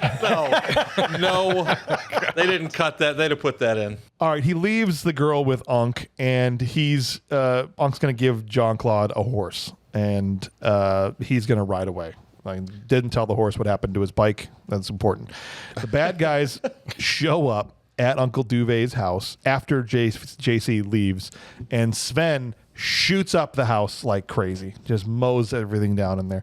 But Unc blows up his moonshine table with an arrow from the woods. Right. And bad place to hang out, henchman number 4 that gets killed here right next to the moonshine table because he gets engulfed in flames immediately. Uncle Diabetes, not for nothing here, but they didn't know you were there. You could have just waited till they left. Yeah. You didn't have to blow up your house, man. 100%. Also, they did that Monty Python thing. The dude is far away, okay? And remember in Monty Python in the Tower when he the guy, the prince, like writes the note, puts it on the arrow, and then barely pulls. It's like funk right out the window, and it ends up soaring through the forest and impaling the dude. Yeah. Right. He barely half pulls this arrow, Wilford Brimley, bless his heart. And this thing flies all the way in and nails this moonshine thing. Dude, like it Bo and Luke Duke came and made the shot for him, Right. it buzzed Lance Henriksen. He just did the quick spin like, what the hell was that? Yeah. Right. All of a sudden, he's Joe Armstrong from American Ninja, where he can just dodge arrows and crap. And Catch him out of the air. Chance tells him, keep her safe, leave with her, whatever. Right. How about no, Chance? How about I blow up my whole house? And ride out of here like I'm Costner in Dances with Wolves. Right. And almost get her shot a bunch. Yeah. Yeah. And he wired the house with dynamite. Yeah. That, like, I don't know, like Vaslou smells it in the air or something because he just literally, like, pauses. He feels it in his nuts. Yeah. Right? He's like, everybody get down. Like, no reason for him to think that was there's funny, dynamite. too. Right. They were so close to the house, and then the next scene you see, they're running 100 feet away from it. Right, and they just, all this is just a shot of Vasu not seeing the dynamite, not seeing a wick burning or anything. He just does one of these faces like, oh, my left testicle is tingling. Everybody get down. My dynamite testicle is tingling. Ridiculous. How this guy is like, he might be supernatural. I'm believing more and more in the vampire thing the more we go through this. House blows up, okay. Unc rides off, like I said, but Lance says, no, JC is the target, right? Van Damme, we're going to go after him. Don't chase after Uncle. It's been so long, guys. I want to tell you how much I've missed.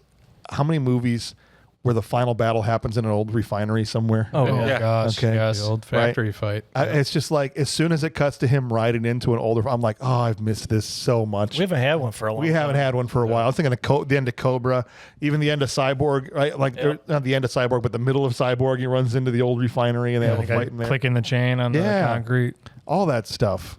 It's great. And Vaslou like licked the air and knew that JC went to the refinery or whatever. I don't know how he. And before they leave, he says, "I can get him from the air." Right. And Lance Henriksen is like, "But it's more sporting if it's on the ground. Be professional. Who cares? Yeah, be a professional, right? Aren't you just trying to kill this dude?" Yeah. But it doesn't make any sense. Yeah. What is funny Kill is the horse. while his horse is out riding the chopper fire, okay, Van Damme's horse, Van Damme shoots the shotgun at the helicopter only 2 times. No. All of that automatic fire misses him. Both of his shotgun direct hits to the guys shooting out of the chopper. This shotgun is incredible. It's amazing. And it makes more sense. Every time he uses it, we're like, now I get why he's reacting that way. That's why You give it. They pulled it out. You give the shotgun proper love, man. It's going to treat you right. It is fully upgraded. This is the end of Crackdown 3, fully upgraded. This is literally everything's exploding. Tree branches with bird nests are turning into sparklers. That's what the first shot hits the guy and sparks fly everywhere. Boom, sparks. Right. Yeah. From where? Who cares? Not the gore. No. I don't want blood bags. I want sparks. Exactly. because it's Fantastic. JC gets to the refinery. So many bad guys show up outside. They all start loading up. Got all the gun sounds of guns cocking. I just love the Dale Earnhardt guy. The guy Yes, he looked just like him. Yes, No. the guy in camo with the mustache that just did not want to be there. No. I'm just like, this guy's probably Probably was Dale missing Earnhardt. Sunday brunch for this shit. What it is. I just want to watch NASCAR, and now I'm hugging out here, hugging guy, I'm Right. hunting the guy with the mullet, son of a bitch, and I'm going down, bang, down, so Damn it. bang on, bang on, bigger man, dang on, man. I'm like, God damn it, Boo Hauer. Now I gotta get here and do this bull crap. Oh man, it's terrible. Why am I here? It's like I'm hunting homeless guys with my brother's kids or something. Nerve-wracking sons of bitches. You know how much I paid to come do this? It's boring as hell. This ain't worth no $10 an hour. That's not worth it at all. Oh, hell no. Mr. Fouché, you gonna stick by a gun in my ass again? I ain't doing that shit. Yeah, I'm saying, how am I saying? Homo, where you make it? You like to see homos naked, man? That's cool. That's cool, but I don't know what it's got to do with me. Home is where you make it. Goddamn, boy. That's what I was going to say that earlier when he was doing his crappy accent. We needed just the guy from Joe Dirt, that played the coach and water boy with the nipple rings, what I'm talking about. I remember that That actor's guy's name. awesome. Farmer Fran. Tim- We just needed him Yeah. to just be like, well, and that's how I'm going to take it. Like doing all this Bayou guy.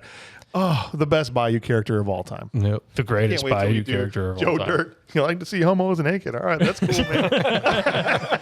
Home is where you make it. Goddamn, boy.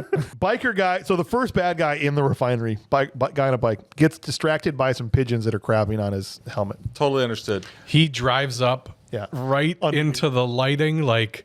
Yeah. Let's Here? build a John Woo shot. Okay, here comes a motorcycle slowly into this whatever pin light or whatever you call that. Yeah. And then, are the birds ready? Yep, they're right up there. And he shoots the birds, and then you just hear, "Hey, pigeon." No. And Van Damme's standing there in the freaking, shadows, and he kicks up a gas can that's full of gas in Yes. this old place. Absolutely. Cool. No, cool. Sure, that's what it is. Whatever. Kicks it up, waits till it gets a foot from this guy's face, and blows it up. Yeah. Awesome. It's great. It's fantastic. Launches the Not dude enough right to out the window. We practiced the hell out of that shot in Fortnite. Yeah, dude. I've never seen a guy get yeet from dynamite blast so Yes. much. No. So the bad guys tell us, because in case you didn't know, they deliver this exposition. They're like, well, this time it's fine because he's outnumbered 20-1. I'm like, okay, 20-1. Now we know what 19. Van Damme's deal. Got it. 19-1. All right. Cool. Well, Keeping that score. explosion happened, and then he's like, 20-1. All right, so it was 21. Right. It was 21. He's hiding in the creepiest warehouse ever, though, because there's all these old Mardi Gras floats. Yeah. The in Joker this place. float. It looked Right. like the Joker when they From come out of Batman the 89. fog. Yeah. Yeah. My balloons. Like they're all hanging from the ceiling up there. That's where freaking Batman stored them afterwards. I got a theory here because this is where the doves start flapping through. Like as the guy's coming in. I can't do a freaking whatever, but you know what I'm saying? pretty good. Here's I don't do movie theories very often. Here's my movie theory. Maybe, you guys ever see X-Men Days of Future Past? Yes. Maybe Unfortunately. doves move so fast that time perceives to be moving slower. And hence why so much slow motion is happening whenever the doves take off and start flying. All the action goes into slow motion. Yeah. That's to be There it. you go. That's what it is. They're Yeah. time traveling. That's doves. got to be it. They're Doves moving fly so fast. So fast, time just stands still. They're Max Payne Okay. doves. That's what it is. It's bullet time doves. Perfect. This is a real sentence. Jean-Claude Van Damme comes down riding a pelican and starts blasting fools. And this is where I'm saying he's taking out guys with a shotgun at range. I mean, these dudes are not close to him. This is a close-up weapon. I'm not the biggest, most intelligent gun guy out there, but from my video game knowledge, I know guys close, shotgun. Guys far away, rifle. Right. But Generally. but this dude is smoking guys far away with his shotgun. It's awesome. I'm not criticizing. I'm saying it's incredible. The shotgun is incredible. Right, Lance Henriksen's on fire from rage. That Obviously. was dope. Yeah, it was Apparently, awesome. the red barrels were Yeah. right where all those guys were standing. Right. Yeah. And this dude, his jacket's on fire, and it takes him forever to get it off. That was him too. Yeah. Yeah. That was yeah. insane. That he that jack was legit on fire, and he's just taking his time. That's what I'm saying. I think it was just from rage. I don't even think anything blew up by him. I think just like that he mad. was supposed to. And all the dumbasses behind him are just staring at him like, "Are you on fire? How'd that happen? What should I do?" Hey, stop, drop, and roll, man. That's what we learned. And this is why work. this is why he hates all of his guys. They're idiots. The next guy watch him burn. The next guy that Van Damme takes out is wearing his bike helmet with the visor down in this dark warehouse. It's because he knew he was going to ride right under one of those really bright lights. He was practicing for Resident Evil Apocalypse. That's exactly what I thought of. Van Damme takes him out. He grabs his gun, and in the guy's visor, where he sees Sven Thorsen coming around the corner in his bass fishing polo. Yep. And this poor Sven, he finger bangs this upside down Van Damme does with his pinky. He won't even flip the gun over and just empties an entire clip into Sven. And then to add insult to injury, helicopter kicks his ass. Yeah. After he put 9 bullets in his chest. Knocks a cigar right out of his mouth. Yep. It was awesome. Yeah, and then it looks at the dead face shot, and the smokes is But Even I was like, oh, okay, all right, Van Damme, damn. Right. He's dead, dude. Damn. Yeah. He wasn't going down fast enough. He had to. No. he did some serious Van damage. Seriously, that helicopter kick is usually reserved for the final boss. He busts it out in all of his movies because it's the best kick he does, and it's awesome. And every time I'm like, I'm still waiting. I don't care, right? Like, cool. But I did not expect it at that moment after he already emptied a clip into a guy. They're like, oh, you're not falling over fast enough. The full-ass spin helicopter kick. Nuts. Awesome. Unk and Nat get there, right? They're showing up instead of going away. Right. He shoots a guy with an arrow through a parade float, right? Like through the Through his neck. neck. Pretty Yeah. Right through a little hole. Did you The like a scorekeeper little over here is like knocks off another one. 13. Just erasing 13 to 1. Yeah. to 3. 13 now. to 3. He's like, right. Two more Getting marks better. over here. It's getting better. How about we go put some arrows inside of some of these people? That reminded me. Yeah. During the cemetery scene, we're going way back here, but during the cemetery scene with what's his face? Who was the guy? Roper. Yep. Yeah. There's a part where he gets shot and there's like a cement angel there and the head gets blown off the angel He does and this? it's Roper's face. Yeah. And he's standing there going, ah! That was funny. Okay. We can go back to the parade float now. I just remembered that when you were talking about the little hole. Oh, yeah, The that was- arrow goes that through. arrow That was- right Oh, yeah. through But what about the tiny Roper hole? I must have been writing notes because I don't remember that at all. Oh, Yeah. Now I got to go back and look. You gotta go watch it again. All right, great. You guys go back and watch it for Lance Henriksen's insane line, and I'll go back and watch it for that. I have to put subtitles on. Okay, perfect. I might just play it during the post show. We'll see. All right. Okay. But anyway, all right. So Unk kills the guy through the float. Then the point your titties north guy somehow is inexplicably there and finds Natasha and is like, "You bitch." I told you to point your titties north. What are you doing here, you stupid bitch? Want to get shot in the nuts? Okay. Dick shot. Empties a clip into the head of his penis. Seriously. Want to know how to make your pee hole bigger? This is it. They all went right down the urethra, like all 7 of these shots. Yeah. It's crazy, dude. And even I love how even Unk comes over and is like, "What the hell are you doing?" Get that gun, what are you, stupid? You shoot him in the face. Even Unk was like, "That's not cool, man." Give me this gun. We can't have somebody walking around punching people in the dick. This is worse. Yeah. It's awesome, though, that he just stood there and just went, "You're a bitch." Ready? I'm ready. You can shoot me now. Oh my gosh.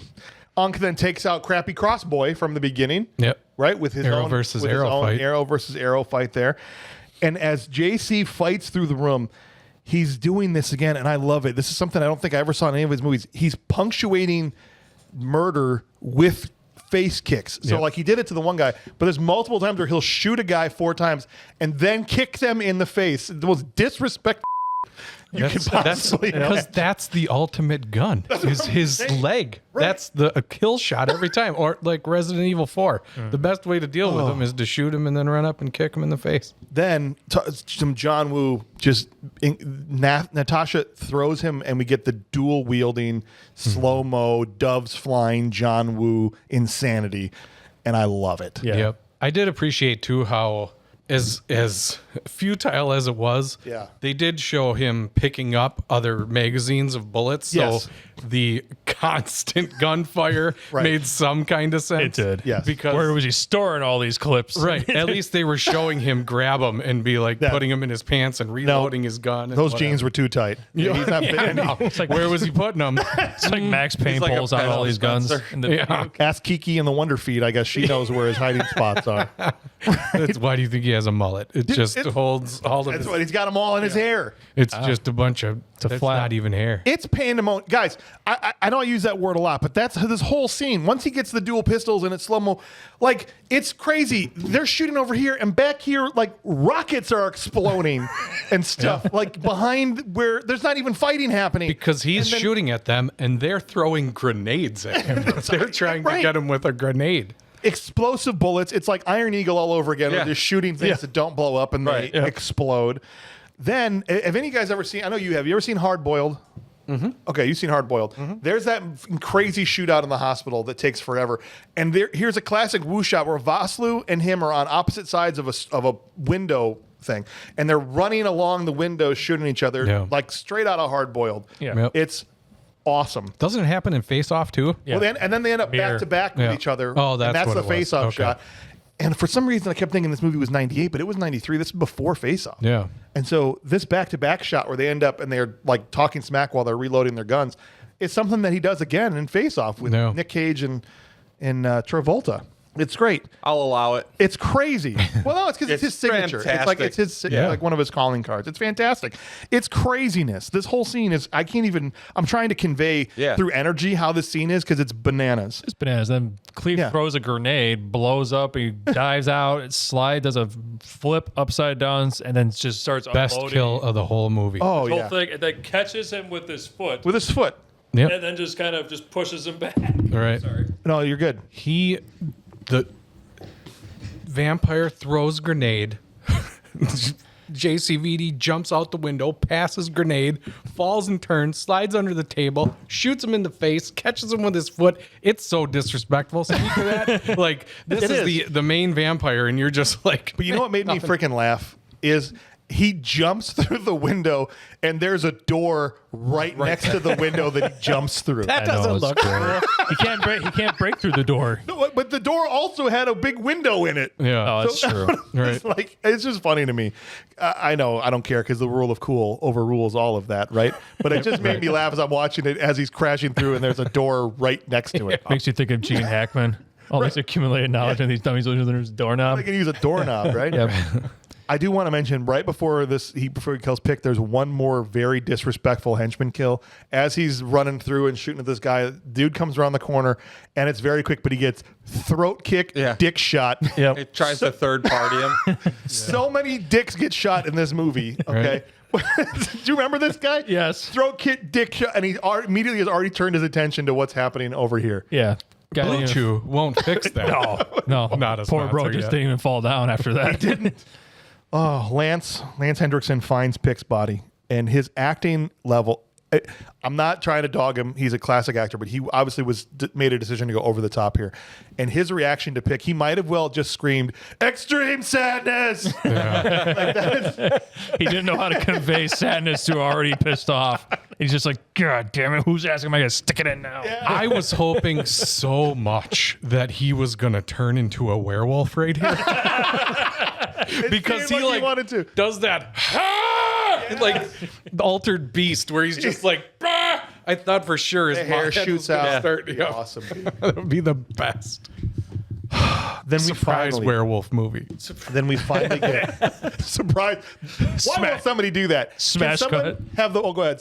Sorry. Go ahead. Smash cut to what? Werewolf, Lance Henriksen, werewolf versus Van Damme. Yeah. And it's the Predator pose where he's just like, wow, it would be incredible. And I was just going to say, when is somebody going to have the balls to go left turn in the last 10 minutes of a movie like that and be like, That it's a would be straight up action movie, and then out of nowhere, it's a vampire movie or it's a werewolf movie or it's some other just thing that you do not expect at all. Or a romantic comedy. Or a romantic comedy and all or of a whatever. sudden it's just like, this is a werewolf? That would be, or a comedy where at the end the guy just gets shot in the face and the police arrest him. And That that's was The the end. Departed. Right.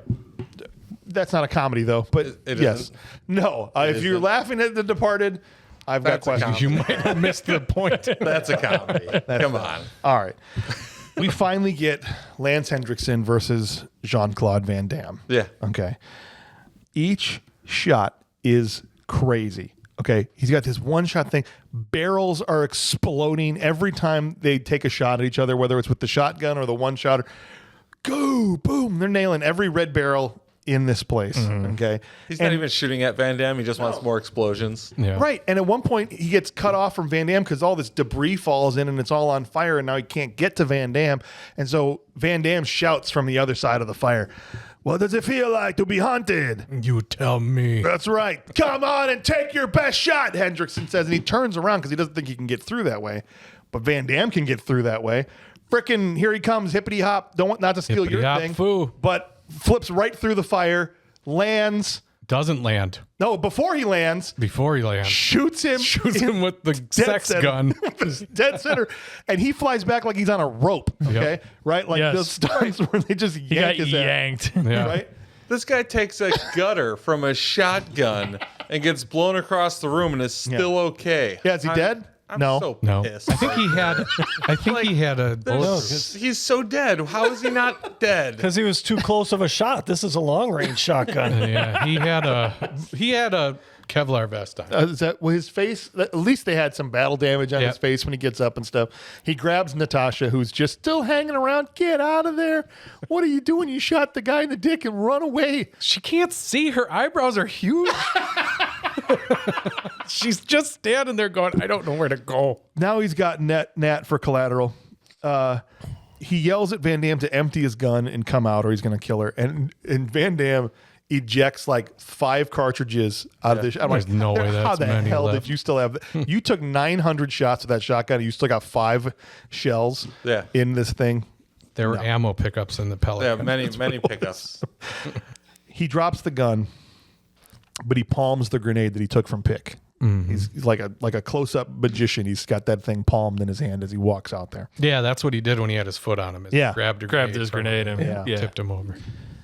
And Lance Henriksen asks Van Damme, who comes out seemingly unarmed, "Why did you involve yourself in my business? I can understand why she would. That was her dad, but you had no reason to." And Van Damme tells him, "Poor people get bored too." That is the stupidest reason I've ever heard. You were was bored. bored? Why didn't you just say she paid me? Right. Because she paid you. Because $217 ain't enough to go through this. Well, being why- bored isn't enough either. hobby, That is a dude. better reason than $217. I guess so. That's why he's doing massages at Kiki's Foot Palace, because he's bored. Yeah. Yeah. Okay? I was so bored from doing sneak attack back rubs that I decided to maybe die. Henriksen turns to Natasha and goes, "Load me." Yeah. Right? And he's got one left on his belt. He wears his bullets on a belt. And she reaches down and pulls out the bullet. She drops it into the barrel. And then she takes off and he lets her. But she, like, where she could have just grabbed the top of the bullet and pull it out, she definitely gets her fingers all the way down over his crotch and pushes the bullet up from the holster. Yeah. And that's when he's like, "Hey, she's touching my bullet." Bro, it was sexual. I'm not going to say it wasn't. it was. Oh, it was sexual. very, yeah. For sure. Deliberately, yes. JC runs at him. Lance raises the gun. JC leaps like Jordan from the foul line.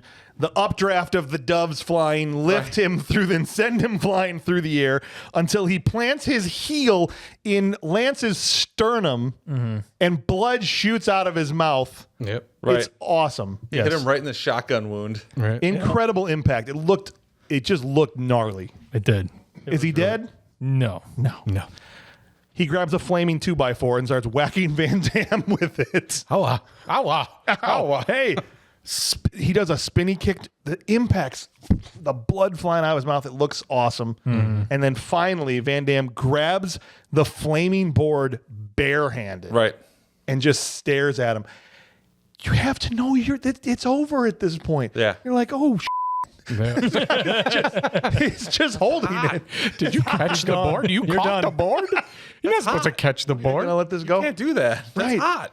Yeah. That's way worse than what Gary Busey did in Lethal Weapon, where he just lit his forearm with a little Bic lighter, right? And he's just sitting here, he's just like holding it. Right? Yeah. I'm not kidding, guys. When I say what I'm about to say, I'm not kidding. This is how John Woo shot this. Okay. His muscles get angry over all the people that he killed. Yes.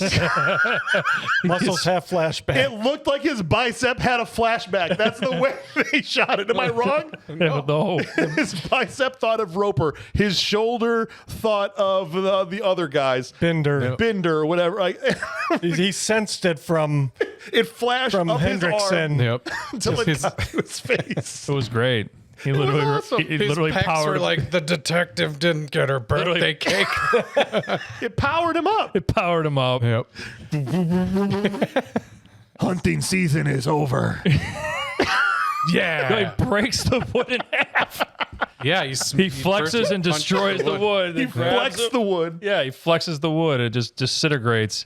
Oh. Then grabs him and then drops a grenade in his pants going, hunting season's over. And headbutts him into a pile of shit. You forgot about Plan C, asshole. Oh. Right? Yes. That's basically what he does. He does the tango move Yes. from Tango and Cash. Nope. And he flies back. Yeah. I think they do it better. Oh, this is better. I'm just saying that's what I immediately thought of. Because the only other action movie where I remember a guy dropping a grenade down a dude's pants is Tango and Cash, right? I love Tango and Cash, but this did it better. This did it better. Because the scene leading up was way more intense Yes. than that scene, right? And he grabs, he's like, oh crap. He's got lots of time. I do love that this guy is such a freaking, munitions nut that he knows he's got time. He can disarm this thing. Yeah. It's like, this isn't a killer yet. He doesn't have that much time. Right, but still. Gets the thing out of his pants. To be that much time. I don't. And he unscrews it and pulls the fuse out. Up this Man, far. pull that thing apart a little further. I mean, he's like, Was it like toss this far? Because you know what happens if you don't. Arcs. Yeah. And I love his reaction when he's holding it and it goes, and he's like, oh. All his badassness, and then he just goes, oh. I'm not sure it's going to work out like that, but I'm not going to find out either. Yeah. That's the end of the movie, guys. But they'd start playing the song at the end. The only song you wanted to hear. Yeah. The only one you wanted to hear the whole movie. What was the song? Born on the Bayou. Oh, that's right. Wow, guys. I'm so. Why did we wait so long to do another Van Damme flick? Desert Heat was so bad. That's why it was. Desert Heat is like, we're done with Van Damme for a while. Desert Heat. All right, well, guys, you know what? We could do, as cool as this movie was, one thing we never got to see, sadly, is Arnold Schwarzenegger in a John Woo movie. And all joking aside, that would have kicked so much ass. Sure. If that he wouldn't have been the one doing the he's done. There are some times he did the John Woo leap in Eraser when he dove in and like he might have been able to do some of that stuff. But even if he was just the heavy in a John Woo movie, I just want to see Arnie and Woo do a flick together. That would have been so stinking cool. But where can we stick Arnold in Hard Target and have it be a better movie than it was? Roper. Have him be Roper? Yeah. No one would ever believe that this dude was the homeless guy, right? I found your dad's backpack. That's what the gyms cost money. There's no way. What is he? He's down under the docks just lifting other homeless people. Just like You gotta do what you gotta do. he's curling like some old lady. He's curling that dude's car. That's right. Yeah. The junk. Rotted That's out why it was. cutlass That's or why it whatever was bent up. Yeah. Look at my pump. Let's go. I pulled the panels off the inside of the door. Don't worry, it doesn't start anyway. He carries him down to the market in the car. No, well, hold on. That's how he gets his workout. If Arnie is Roper, this movie's over an hour in. Yeah. Because as soon as it gets to the hunt, those guys are toast. Yeah. Right? Like they give him Grabs a that 5-minute dude's gun. head start, and he automatically comes right back at them. He doesn't even leave. The track just keeps spinning back around until he's back facing them again. They're like, oh shit. Track doesn't even spin. Arnie's just holding it in place. The hunt is on. He's just looking at his watch like, when's the 5 minutes up so I can kill you? Oh, I'm going to kill you pretty soon. We've got 15 seconds if you want to run. Tick tock, tick tock. That's right, because as soon as he grabbed that dude's gun in the cemetery, bad idea, and he just shoots the guy, and then he's just now they would never have left the cemetery. He would have hunted them one by one and picked them off, Rambo style, not to use a Stallone thing. But and that would have just been the end of the movie. Yeah. Van Damme would have showed up the next day like, what the f-? Right. What happened? What happened? My movie is over. I took a chance. That'd be a good one. I mean, you could also make him. I like Lance Henriksen in that part, but you can make him pick and have him be the second to Lance Henriksen's person, right? He just grabs Van Damme through the glass and just glides him down. And just just drags him through the glass through the whole thing. It'd be awesome, dude. Did Pick have any good any really good lines? Hello, cutie pie. When he comes in, like it's to see you in here. He's all ears. I think he had a couple of puns. But Okay, a couple of. If he had puns, even better for Arnold. Right? Yeah, I had a couple. That's right. I'm all ears. Yep. This one smells really bad. He had an ear infection. We have, thankfully, some patrons. Unless anybody else has a brilliant idea about where to stick Arnold, I want to get to what the patrons had to say here. We're going to start things off with Tim Bryant, and he says, I will replace Wilford Brimley as Arnold. It would actually be a more authentic Cajun accent. And I'd love seeing Arnold for some reason say, what did you do?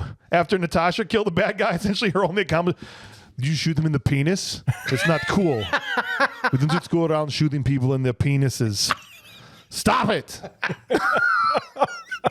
Did you eat all these lunches? Sorry. Cookie down.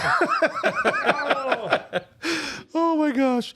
All right. Danny Mead comes in and says the role of Detective Marie Mitchell should be gender swapped with Arnie taking the badge.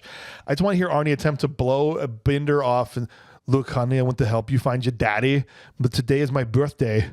It's the only day of the year that I can cheat on my diet, and I want the cupcake.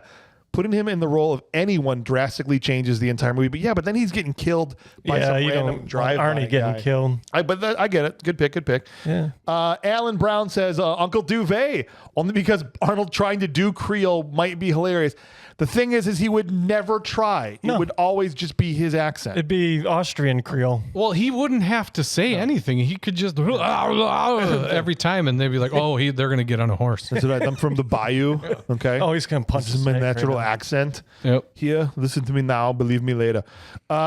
Now we've got Locudius is playing along, and he says, I would just love to put it out there that he should have the JCVD mullet look. That would be fantastic. I think for this casting, though, I would put him in the spot of Arnold Vosloo. I enjoyed him, so ridiculous, but some of his lines with Arnie delivery would be classic. Randall, I come back here. I cut me a steak. Now, that would be a good Arnold line, right? Then Arnold and JCVD going back and forth with their backs to each other. How do you say this name? Is it Bordeaux? Bordeaux. Bordeaux, I've been looking for you. Boudreaux. You've been looking in the wrong places. That's good because now I know you wouldn't want to hurt my feelings. Then we get Josh Brahman coming in and says, let's see, I have to see Arnold as Duvet again. Everybody wants to put him in this Wilford Brimley spot. So it'd be the same thing as hear Arnold walk up to Nat and the other introductory scene and say, hello, how are you? I'm Cousin Duvet. I'm clearly Cajun, as you can tell by my accent here. Let me kiss you on both cheeks. Oh, there you go. Oh, yeah. There we are. I'm French. Now we finally get the Arnold JCVD team-up movie we all deserve. Well, technically, they were both in Expendables, too. Imagine the one-liners. You picked the wrong swamp.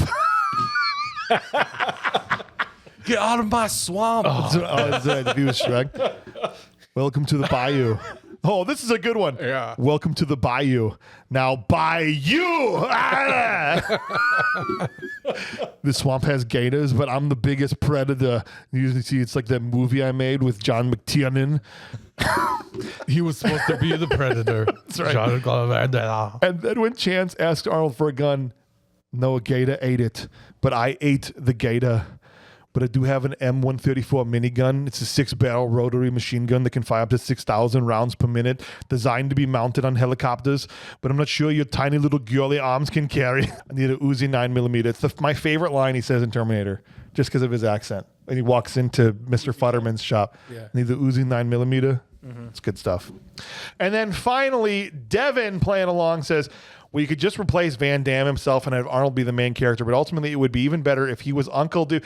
Guys, we have a clear winner here. I mean, you can picture him just making Wiener Schnitzel instead of moonshine or whiskey. And instead of him having a bow and arrow, he could have a minigun to take out all the mercenaries. Well, we'd at least get Arnold and Sven fighting again after Conan, right? Be cool. And then later helping Van Damme take out mercenaries would have been hilarious and awesome. Guys, I think it's clear at a minimum, though, the movie is better if we put Arnold in it. Right? We've once again proven the thesis to be true. And we'll continue. And maybe next week we'll find a movie that he doesn't prove. But I doubt it. I really severely doubt it.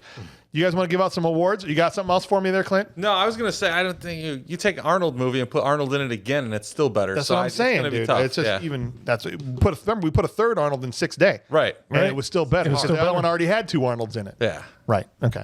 Let's give out some awards, guys, and we'll start off with the most prestigious award we give out for the actor that portrayed the most intensity, that was the most all in their role. It's the Will Patton Award for intensity. Let's go. You want a war? I'll give you a war! I don't want them to gain another yard. You blitz all night! And if they cross the line of scrimmage, I'm gonna take every last one of you out. You make sure They remember forever the night they played the Titans. Yeah. What are you doing with a gun in space? All right. What are you doing with a shotgun and they buy you? I'll show you what I'm doing. Well, here, check out my OnlyFans account. You can see it for $6.95 a month. That's right. Ask Kiki. She knows. All right. We got Timothy Bryan kicking us off and says, I was stuck between Vosloo, Ted, I ain't got no change, Raimi, and Lance Henriksen. But this has to go to Lance. He kind of went full Defoe in this movie. And a movie with countless deaths, unexplainable explosions, ridiculous lines. The most intensity came when Henriksen committed domestic violence against a grand piano. And I'm not even sure that Will Patton could look more pissed off to be playing a piano. Yeah, we kind of skipped right over that scene, but there was just like this one, you got to show the bad guy being like cultured and cool and sophisticated. And so while the dude's getting his tutorial, he's playing the piano through that whole thing. Yeah. All right, that's not a bad vote though, Lance Henriksen. Clint, what do you I have a feeling Lance is going to get a lot of votes here, and he's going to get mine. Yeah, all right. Dude is, he's an unhinged bad guy. He's an entrepreneur. He's ticking some boxes right from the get-go. He hates his job. More that's so relatable. But it's his job. He created the job, right. And he hates it. Yeah. I love it. It's a good. He doesn't hate the job. He hates his customers. And his employees. Yeah, I guess.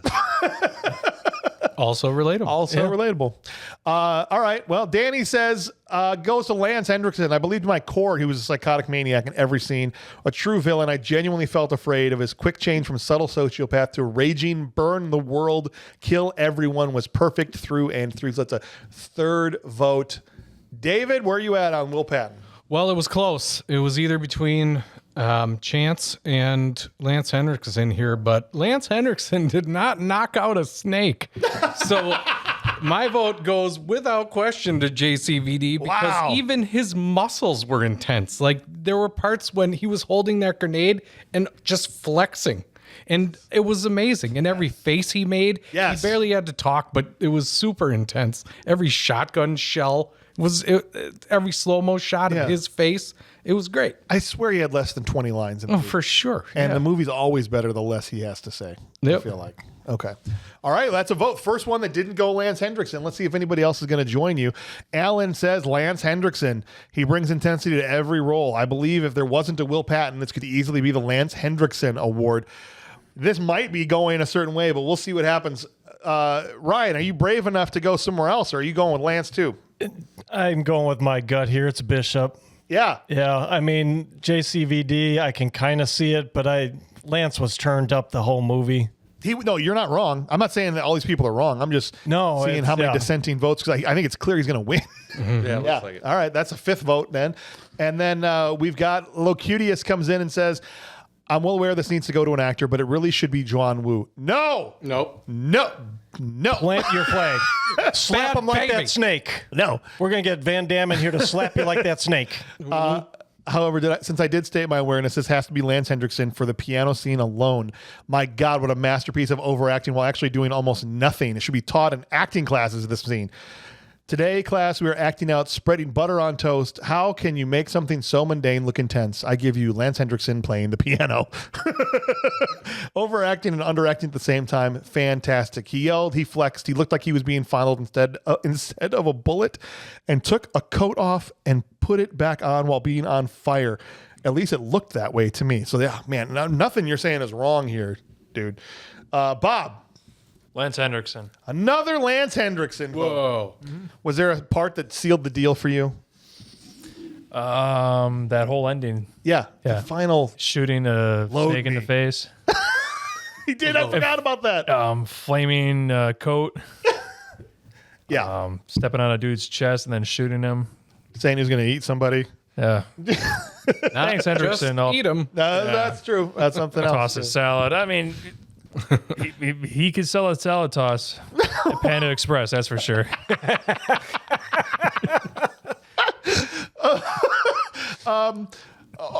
Right, Josh, sorry, I totally missed my spot.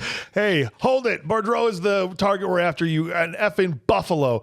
You're an embarrassment. If you would die quieter and pick up the pace, Boudreaux would have less time for these little surprises.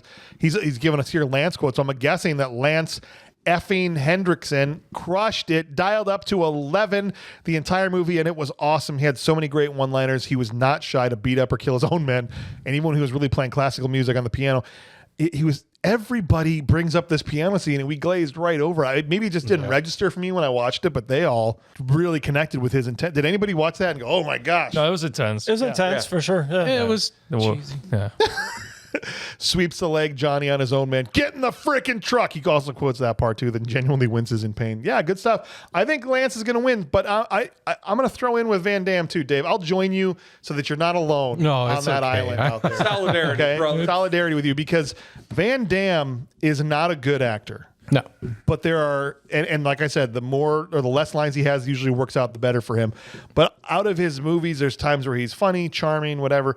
This is one of the more intense performances, I feel like, out of Van Damme.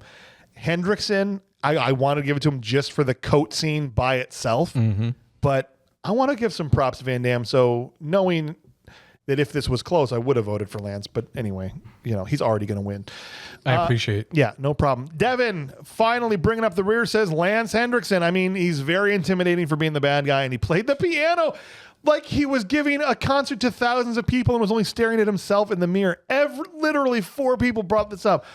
But also the fact that he really wanted to kill Van Damme and just slapping his mercenaries around and screaming the whole time. That means, guys, with not much of and it wasn't in doubt really ever, Lance Henriksen is going to win the Will Patton Award. Well deserved. Good for him. Man, I hope the next award is a little more competitive. But I don't think it's going to be. We'll see. The next award we give out is our Trash Can Full of Dirt Award, which we give to the actor that had the worst performance in the movie. And so those of you who have joined us on Patreon know we just put out an instructional video recently for this award to help people understand, because sometimes, and I think it was my fault, I would say things like, oh, they could just be replaced with a trash can. So some people go, oh, well, it's the most useless character. I'm like, no, it's for someone that they gave so little emotion that a trash can would have done no worse emoting than they did, essentially, and could be replaced that way from an acting standpoint with a trash can. So, who was the worst one in the movie? It's the Steven Seagal Trash Can Full of Dirt Award. Trash can, oh trash can, it's a trash can full of dirt, yeah. Love never dies, and neither do they. Love is eternal, and that's a long time. All right. Let's see what our boys say. Timothy Bryant's going to kick us off and says, Wilford Brimley and his accent were terrible, but Yancey Butler as Natasha was terrible. Van Damme looks sadder about her father's death than she did, and even he shed a couple of tears for his friend Elijah. Natasha did nothing. Terrible facial reactions, bad line delivery, and the emotional range of a dumpster full of Seagals, especially when JCVD appears behind the forklift and she lowers her glasses and attempts her raring to go look for no reason. All right, that's the first vote for Yancey Butler out the gate. Clint? Nat did do a terrible job, that's true, but I think Mr. Diabetes, the role could have become anything.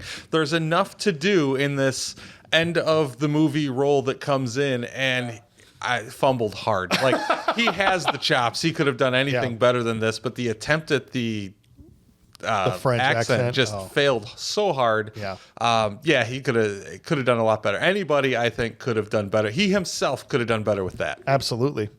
Let's see what Danny has to say here. Sadly, this goes to Ted Raimi. I am always happy to see Ted in a cameo, but this time it seemed like the director caught him on the way to food crafts. On this day, Ted was just hangry and not interested in giving his cameo lines. Wow, Ted Raimi catches a stray. Sam Raimi was a producer on this movie. Yeah, Yeah. which is why he's in there. Right. Yeah, but I like Ted. I mean, he's not a great actor, but when he shows up, I'm happy to see him. Yeah. Who you got for your trash can? Well, this one was also close, but I'm giving it to Nat too. From second one that she was in the movie, I was like, she's going to be terrible. And she was. It was like, holy crap, look at her eyebrows. And then she talked, and I was like, oh, gosh. She was acting like a high school musical kid acts when they're like all face like, what? My dad's dead. I can't believe it. It was so terrible. And diabetes, but I feel like he was at least having fun with that in his rubber shoes and whatever. He still sucked, but he wasn't as bad as her. Fair enough. All right. She was bad longer. I think he was worse. That's the second vote for Yancey Butler. Alan Brown comes in and says Van Damme. Ooh. He was no selling everything. Even when he punched out a rattlesnake, he continuously had the expression of not surprised by what just happened. I almost went with Yancey Butler, but she was just doing the opposite and overselling everything. So he gave it to Van Damme for the undersell.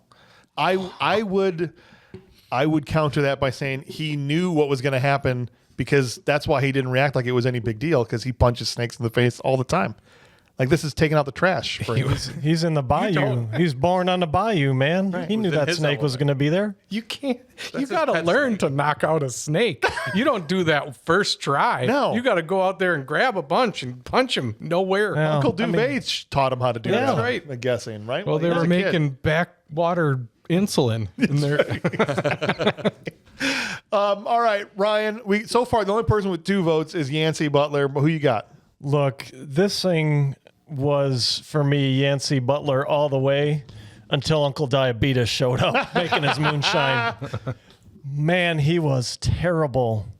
Just awful. Just from the accent to half pulling an arrow back to gimping out of the factory. Just like Clint said it best, he could have done much, much better. He didn't even have to do a Creole accent with this. He could have just been out there cooking up his diabetes medicine and been fine. He's one of those guys. He's just Wilford Brimley. He could have just done his Wilford Brimley voice, and no one would have cared that he wasn't being a Cajun. No, nobody. And you know what? If he would have done that, he might have been in the running for the Steve Jameson. Yeah, maybe.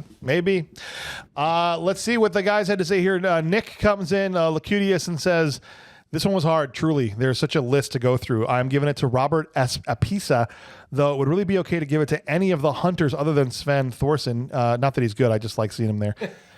Fair. However, it's going to Apisa because he had such a neat gimmick with the harpoon crossbow and wasted it by missing nearly every shot. Plus, at the end, he got kicked in the face and he looked like his head was spun. It was stuck in a spin cycle. Of course, Van Damme could just be kicking around trash cans and it would accomplish the same levels of cool. Now, this is a perfect example of what I was talking about. And he already knows this because I think he commented on, after I put up the instruction, was like, oh, I just submitted my awards. And I think I violated this rule. Because a guy just missing all of his crossbow shots would not be a reason to give somebody the trash can, right? Right. So, it's got to be for bad acting. But he knows this already, so we're not giving Lacutius a hard time. He'll come back in strong on the next one. Bob, who's your trash can? Van Damme.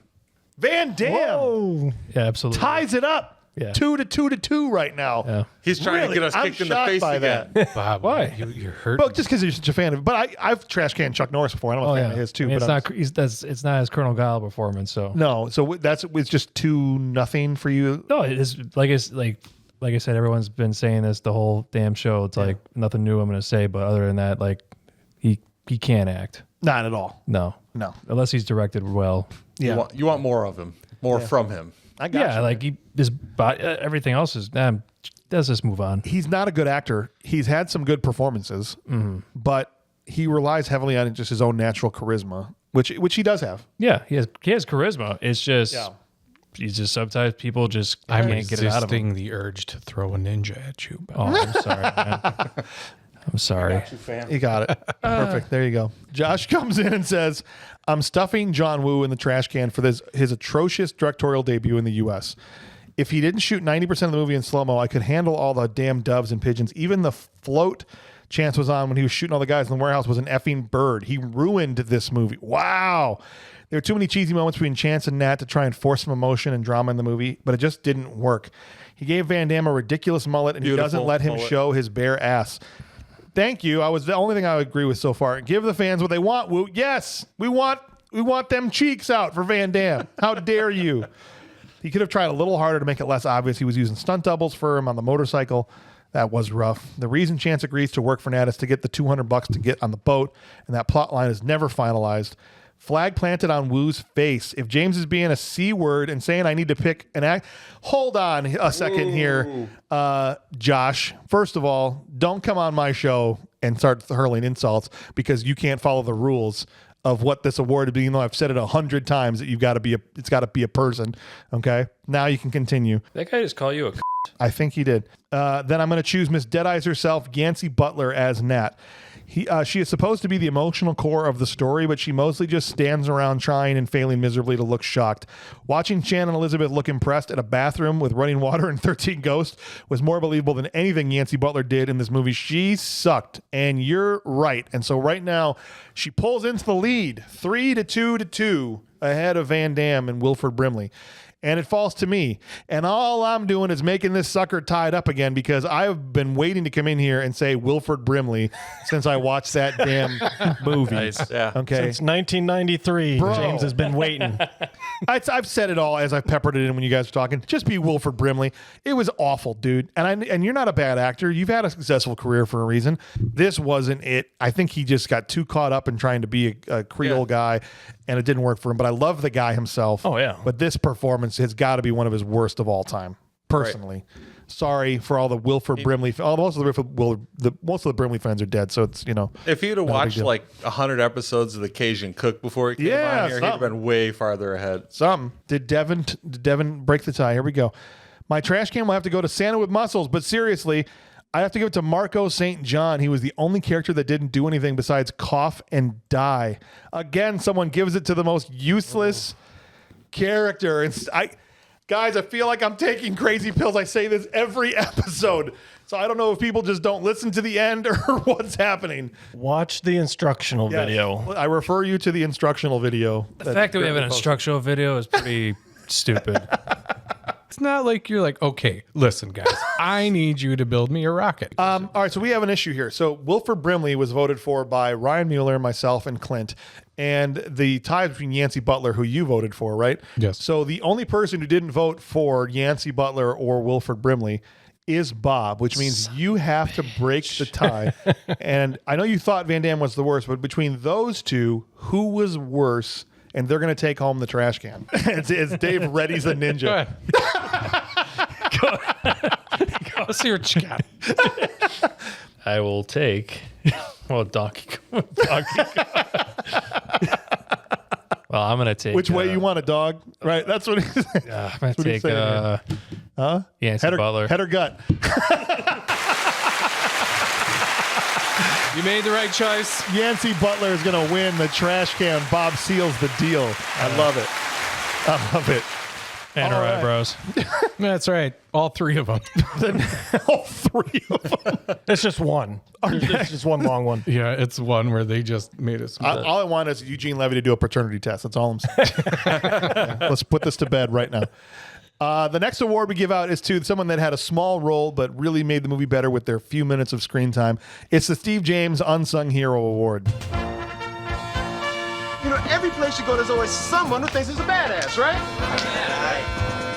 Then there are those few who are. Are you some kind of a badass karate boy? All right. Timothy Bryan kicking us off again and says no grand reason behind this decision, but I'm going with Willie Carpenter as Elijah. That's Roper, I'm guessing. Yep. I think I liked his character, thought he played it well, and he seemed to be the only person in the movie that had any heart or charm. All right. I was thinking Roper as well, except for the one part where like she goes up to him like, I don't know, and all of a sudden now he's a cool guy after that. Like as soon as JCVD shows up after that, Roper's awesome. Yeah. All right. So the second vote for Roper. And then Danny comes in and says, Wilford Brimley, come on, who else could it be? The man blew up his own house just to get an FU over on the bad guys. His miraculous moonshine resurrection is hilarious. Oh, that's right. We skipped over that part where he got shot, but it ricocheted off his flask or whatever. This is the real Travis. He got stabbed with the arrow by Henriksen, I think. That's right. Yep. Thank you. Skipped over that. There was a lot happening in that scene, okay? Yes, there was. People. Dave, who you got? Well, I am going to go with Dracula on this one. Ooh, Vosloo. Yep. I thought he was too much, but yeah, he's awesome. Yeah, I mean... he wasn't, he was in the movie a lot, but as far as like scenes with him, I don't know. Yeah. Just the shotgun scene alone would do this for me. So yeah, I'd watch 2.5 hours about his couple of months leading up to this movie. Yeah. Alan says, Wilford Brimley, that's second vote for Wilford. I thoroughly enjoyed his Cajun redneck moonshiner role. Honorable mention to Arnold Vosloo. I only know him from The Mummy, so when I see him in other things, I always say to myself, oh yeah, it's that guy. Yeah, he's a mummy. Mueller, who you got? I was thinking Vosloo, but I thought he was in it too much. But if we're saying he's not in it too much, I will give honorable mention to the waitress in the diner, Barbara Tasker. Yeah. And to Roper, but I'm going to go with the mummy guy. And that's fine. I think here's what I'm going to do. I think this is the only one I let people off the hook on because I haven't cleared it up enough. I've not been clear on this. And so when I drop my Steve James Unsung Hero instructional video, I think at that point I'm going to say few minutes of screen time. And so Vosloo would not, but as of now, I haven't made that. That's what I was thinking of my But I haven't done that yet. So it's still free and clear. If it's just not the main character, it's fine. We can go Vosloo. That would be a second vote for him. Lacutius comes in, and right now it's tied 2-2. And he says, I was unaware of how much I needed Brimley in my life as a drunken Cajun. There's no way he was not the hero of this movie. I felt for him when the flask got punctured. Sad times indeed. A tragedy. Plus, shooting a bow and arrow at a guy through a Mardi Gras float. That's where the diabetes comes from because that was pretty damn sweet. Oh! Two small shout-outs. Willie Carpenter was great in this and needs a nod. And the Ted Raimi cameo, I did not understand until I saw that Sam Raimi was a producer. Nice one, big bro. All right, so that's a vote for a third. So he's in the lead with 3 votes right now. Really? Yeah. Could he win? Vosloo's only got 2. And the person I'm voting for hasn't even been voted for yet, so I'm a throwaway. Say Willie Carpenter. Willie Carpenter was which guy again? Roper. Yes. All right, so that's a second vote. Right? Or is that third? There was 2. I was the that's second right. one, so he's 4. 3. Only one other person went Roper after you. That's Bob. Oh. Yeah. So it's tied right now. Brimley 3, Roper 3. Without me having to go back. And I'm not going back. So it's 3-3. Okay, is basically what I'm saying. Yeah, okay, thank you. All right. After much thought. That's too much happening. All right, 3-3. And let's see what... Josh is going to say here, hopefully he's not going to call me a C word again. Maybe he's from England. Is he from England? He might be. Because then that's kind of a term of endearment. Yeah, no, for sure. Everything Wilford Brimley does in this movie is either awesome or unintentionally hilarious, and I'm all for it. Wow. He was easily one of the most entertaining parts of the movie. He brings a new level of enthusiasm that's unexpected. He plays Duvet as a lovable moonshine drinking Cajun uncle who somehow gets thrown into a full-scale action movie. His French accent is so bad that it becomes one of the most memorable things in the movie, and it sounds more like a mix of his natural gruff voice with some random Frenchish words thrown in. I'm giving him the benefit of the doubt, assuming he wasn't trying too hard with it and kind of leaned into making the accent a parody. That's giving him a lot of benefit of a lot of doubt there. Boo! We got to be nice to Josh. I already came at him on the last one. I don't. You do. Even though he was pushing 60 at the time, Brimley still gets in on the action, shooting a bow and arrow, firing a shotgun, and turning his homemade moonshine into a bomb. Brimley absolutely steals the show in Hard Target. Over the top, absurd. Would you think he's good in the role may be debatable, but he's definitely memorable. At least he ended in the correct spot there. We will boo that. All 4 of them. Boo that people. Man. Boo all 4 of them. So peoples. 4-3. I was gonna go Poe. I liked that guy as far as an acting standpoint. He was skeezy and disgusting, and I thought he actually played the part really well. But I just don't want Wilford Brimley to win this award, so I'm going to say Roper just to tie this up and hope to goodness sake that the last person here makes the right decision and does the right thing. So my vote is for Roper. I'm trying to go for the block here in tic-tac-toe. Circle gets the square. Wait, Let's see what happens here. Devin says, can I pick the rattlesnake? Joking, but I know that I have to plant my flag, so I'm going to give it to Uncle Duvet, you son of a... Dang it. He's like a phoenix. We have one correct freaking Patreon on this one. The way that he set up for a trap the mercenaries by purposely missing and then setting his moonshine on fire and then coming to the rescue and saving Van Damme. Okay. He didn't rescue him. His character was literally a hero, but I'm talking about his... Okay. All right. Diabetes rises from the ashes. It's all good, guys. Wilford Brimley, not only did I not get him to win the trash can because of Bob and Dave, but now he doesn't win, or he does win the Steve James Unsung Hero You can't Award. beat him. He won't go down. Even if you try to stab him with an arrow. Nope. Flask. All right, guys, it's time. It's time to come to a vote here.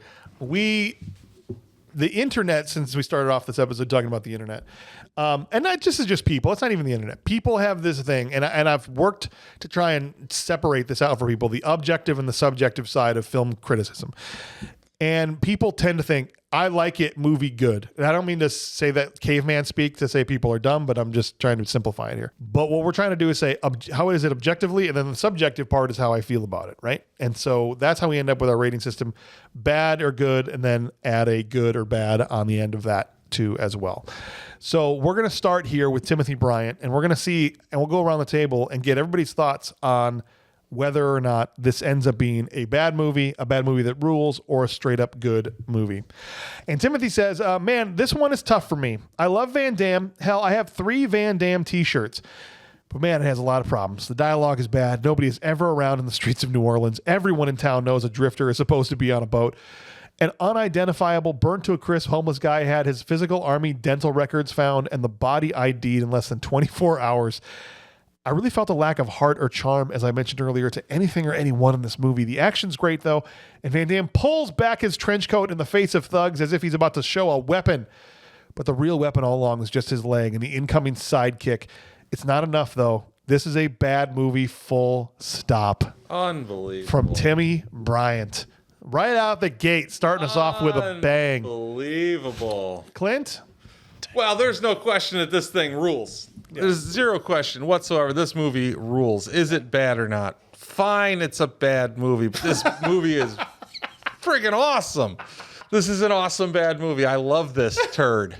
This is one of the best freaking 90s junk action movies. Like, out of a guy who made so many bad action junk movies that were awesome, this one is among the awesomest. Love it. I love it, man. Plant that flag, dude. All right, so we've got so far a bad movie that rules and a bad movie straight up, and we're going to go here to Josh Brahman, who's hopefully from England, so that the other thing is not a big deal. And he says, Hard Target is the definition of a bad movie that freaking rules. It's packed with action, questionable acting choices, and way too many of the most over-the-top slow-mo shots ever put on film. But somehow, it all works in the best way possible. JCVD, rocking the most glorious mullet in history. Roundhouse kicks his way through New Orleans while dodging bullets in slow-mo. Lance Henriksen, Arnold Vosloo chew the scenery as the sadistic villains. And Wilford Brimley, armed with a shotgun, a horse, moonshine, and the world's most Cajun accent, or the world's worst Cajun accent, nearly steals the show. Yes, the script is ridiculous. Yes, the doves in the bayou make no sense. Thank you, the only one that thought to say that. Yes, Van Damme punches a snake unconscious and bites off its rattler. Hard Target doesn't care about logic. It just wants to be awesome, and in that mission, it succeeds. If you're looking for a masterpiece of storytelling, look elsewhere. But if you want an action movie that's so excessive, so absurd, and so undeniably entertaining, Hard Target absolutely rules. That is Josh redeeming himself from earlier. Nice job, Josh. And that's a bad movie that rules. Does it say bad movie that rules, or is it just straight up good? He just says it absolutely rules. Crap, we don't have a... No, you had it right in the first line. Bad movie that freaking rules. Oh, okay, there it is. Perfect. All right, so 2 BMRs so far. Dave, you have the floor. All right. Well, this movie was amazing, and it is exactly what I needed. Yesterday when I sat down to watch it, as soon as Jean-Claude Van Damme slid that duster to the side and showed us that gun, I was like, yeah, this is going to be great.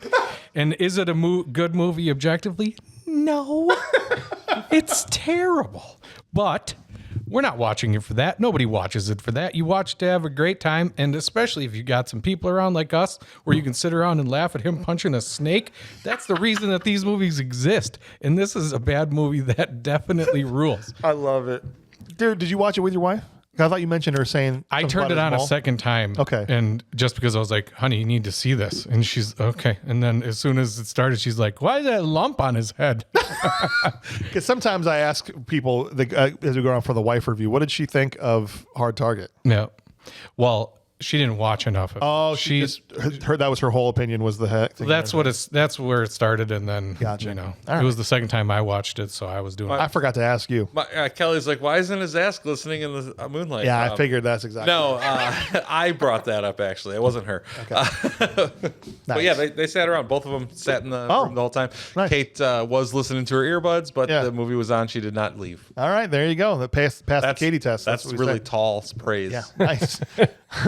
Nick Lacutius comes in and says, all right, this movie was an utter mess. Disjointed action scenes, horrible stunts, bad pyro, and overacting out of some field somewhere that nobody has seen. First scene, the guy has shot with bolts through his shoulders and somehow is pulled out of the water with just one in his knee. The guy JCVD kicked off the motorcycle, got pulled off of it about 5-10 seconds after the kick. Brimley gets shot in the right leg, jump cut to reaction from Van Damme, and then jumps back to a hole in his left leg and him falling down. Just too many to list, in truth. I think they got lost in a lot of scenes. So much slow-mo, the googly eyes staring all the time, and horrendous NPC-worthy acting by random guys who are there to get beat up or shot. What kind of ammo do they have in these shotguns? Good Lord. Damn it, I enjoyed myself. Give me a greasy Van Damme, a cocky for zero reason Vosloo, and over-the-top Henriksen. Toss in some pigeons for the perfect recipe to make a bad movie that rules. Thanks, guy. That was a freaking blast. I've never seen it before, it seems, or I 100% forgot watching it. Damn, it was fun. I should not laugh that much at an action movie. Hey, Lucretius, thank you, man, for participating. And you know what? Don't worry about giving your trash can to Crossboy. It's all good. And good point. This movie was way funnier than Airheads was. I love it. Ryan, you got the floor, bud. Yeah, this thing's about an hour 15 without all the slow-mo shots in it. Yeah. I mean, just so many unnecessary slow-mo of just Van Damme's face. I thought at a couple times my Roku froze up. That I was having internet trouble with all the slow-mo and just stop, like, framing of whatever. JCVD, he's like Chuck. The less he says, the better, right? Because we're not watching it. We're not watching it for him to talk. We're watching it for him to kick people in the face and do the splits in doorways. Love it. But, man, I love this movie. Just the explosions, the ridiculousness. I think the only punch that was missed was that you could tell wasn't really a punch was when they smacked Yancey around in the first, when she first showed up in town. Right. Yep. That was obviously, not filmed correctly. But yeah, I mean, this thing's a bad movie that rules, even with Uncle Diabetes out there and his bad accent and moonshining. Love it. Love it. Alan Brown comes in and says, this is truly a BMR. I enjoyed this movie and had some really good laughs at some of the nonsense within it. I will probably watch it again. There you go, Alan. So far, one bad movie, full stop. Everybody else has been a bad movie that rules. As we go over to Bob. Do it. She's such a bad influence. I already know. You already know? Maybe. No, it's see if you get a ninja throw. No, this is a bad movie that rules. Yeah. Absolutely. That's awesome, dude. It was your wry smile that threw me off. You thought you were going straight up good movie? No, I thought he was going to go bad movie. Oh, really? Yeah. Absolutely not. This is one of the movies I did not give away to the Forge. No, he did not. He hung on to this one. Yes. Right. Because he wants to, what he wants to do is it wants to be like with that shotgun. One day he's going to pull off a dust-covered copy of Hard Target. Lick it clean. Lick it clean. Yep. and then he's gonna go to town watching it. Absolutely. Just polishing the gun. I'll come over and watch One and a half minutes spit shine at a time. I'm in. Nice. All right. We got Danny Mead says Hard Target is a good movie. My teenage group idolized Van Damme with his movies, often making the weekend movie rotation. It's one of his better roles. Plus, as an X-Men fan, Boudreaux was my non-powered Remy, and Hard Target was a one-off live-action Gambit story. Thank you, Danny Mead. BMR rules with the first good movie vote. I love it, Danny. All right, man, plant that flag, dude. And then Devin comes in and says, let's see, my final rating for this movie would have to be good movie. Look at this. Last two patrons went good.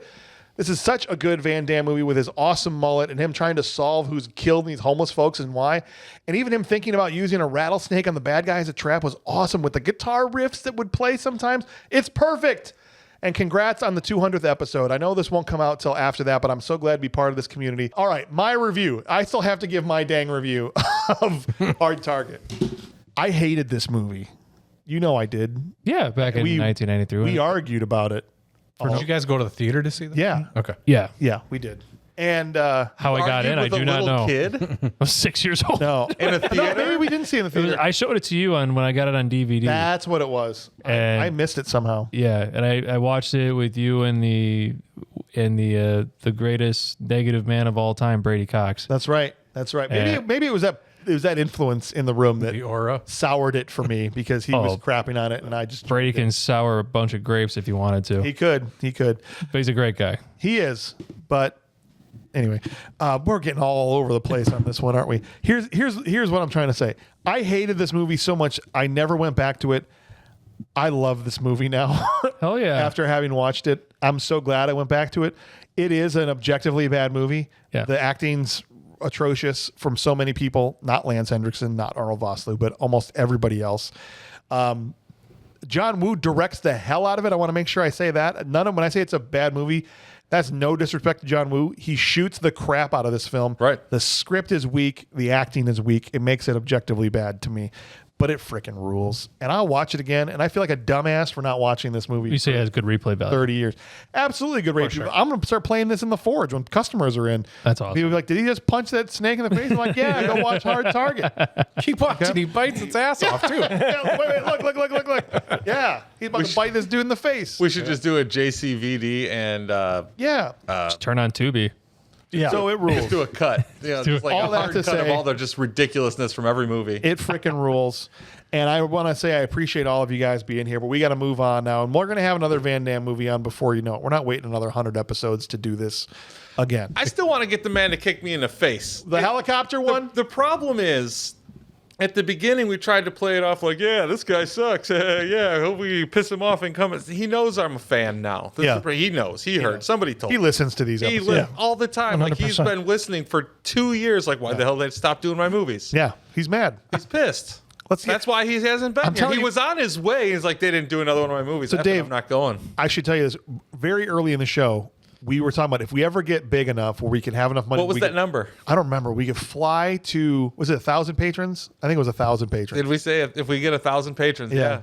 We were going to fly to Brussels, assuming that's where he still lives, being the muscles from Brussels. Yeah, I don't know. I think you might live in like L.A. Well, we'll fly to Pretty sure he Belgium. lives in Oak Citizen, Creek. right? We're gonna fly. We're gonna fly to where he's not. F that. We'll find out where he is, and we're going to see if we can convince him to kick one of us in the face on camera. That's a terrible idea. This is amazing. Idea. You are going to Oh, no, die. it's going to be great. Because he's old now, so it can't be that bad. Oh, I'll I have- love it. I I'll can't lay- wait to watch. I've even said I'll even lay down if I have to. When Like if he can't Clint get up gets there. his eyeball exploded out of his ear, that's going to be really funny. It's going to be him, too, that we do it. Absolutely. It's going to be him. It has It to. has to be. And he's, he's got a good insurance. Bless your You got heart. good insurance? Who cares? It doesn't matter. You're going to look cool with an eye patch. You're going to be the coolest pirate on BMR. Oh, well, next week, guys, we have Dr. Madela coming in back in the house because we are doing a computer movie, right? Remember we did Ghost in the Machine and we had him in here for that one, or we did The Net and we had him in for that one. I'm in So for that. Now we got Hackers coming up next week We with tried to do that one once before. Matt Lillard. I don't know if maybe it was, I couldn't remember. Maybe at one point it might have been on the schedule when it got moved. Yeah.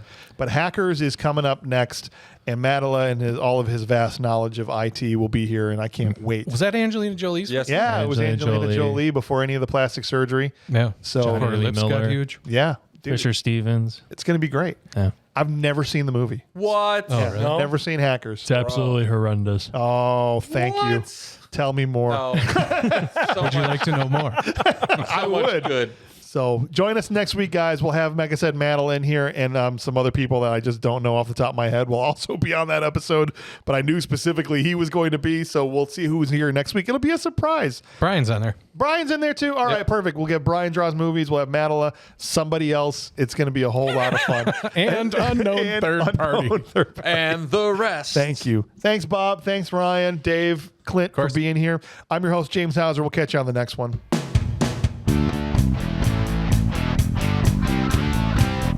Going to Brussels to get kicked in the face. Yeah. I'm not going to have an eyeball anymore. Just don't dress in like a snake costume when you go over there, right? You get slapped on the top of the head.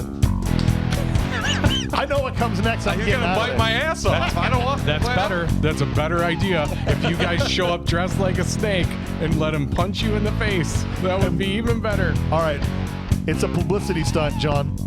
Jean-Claude, is that what we have to call you? Sorry. Yeah. Can you punch my friend in the face and bite his ass off?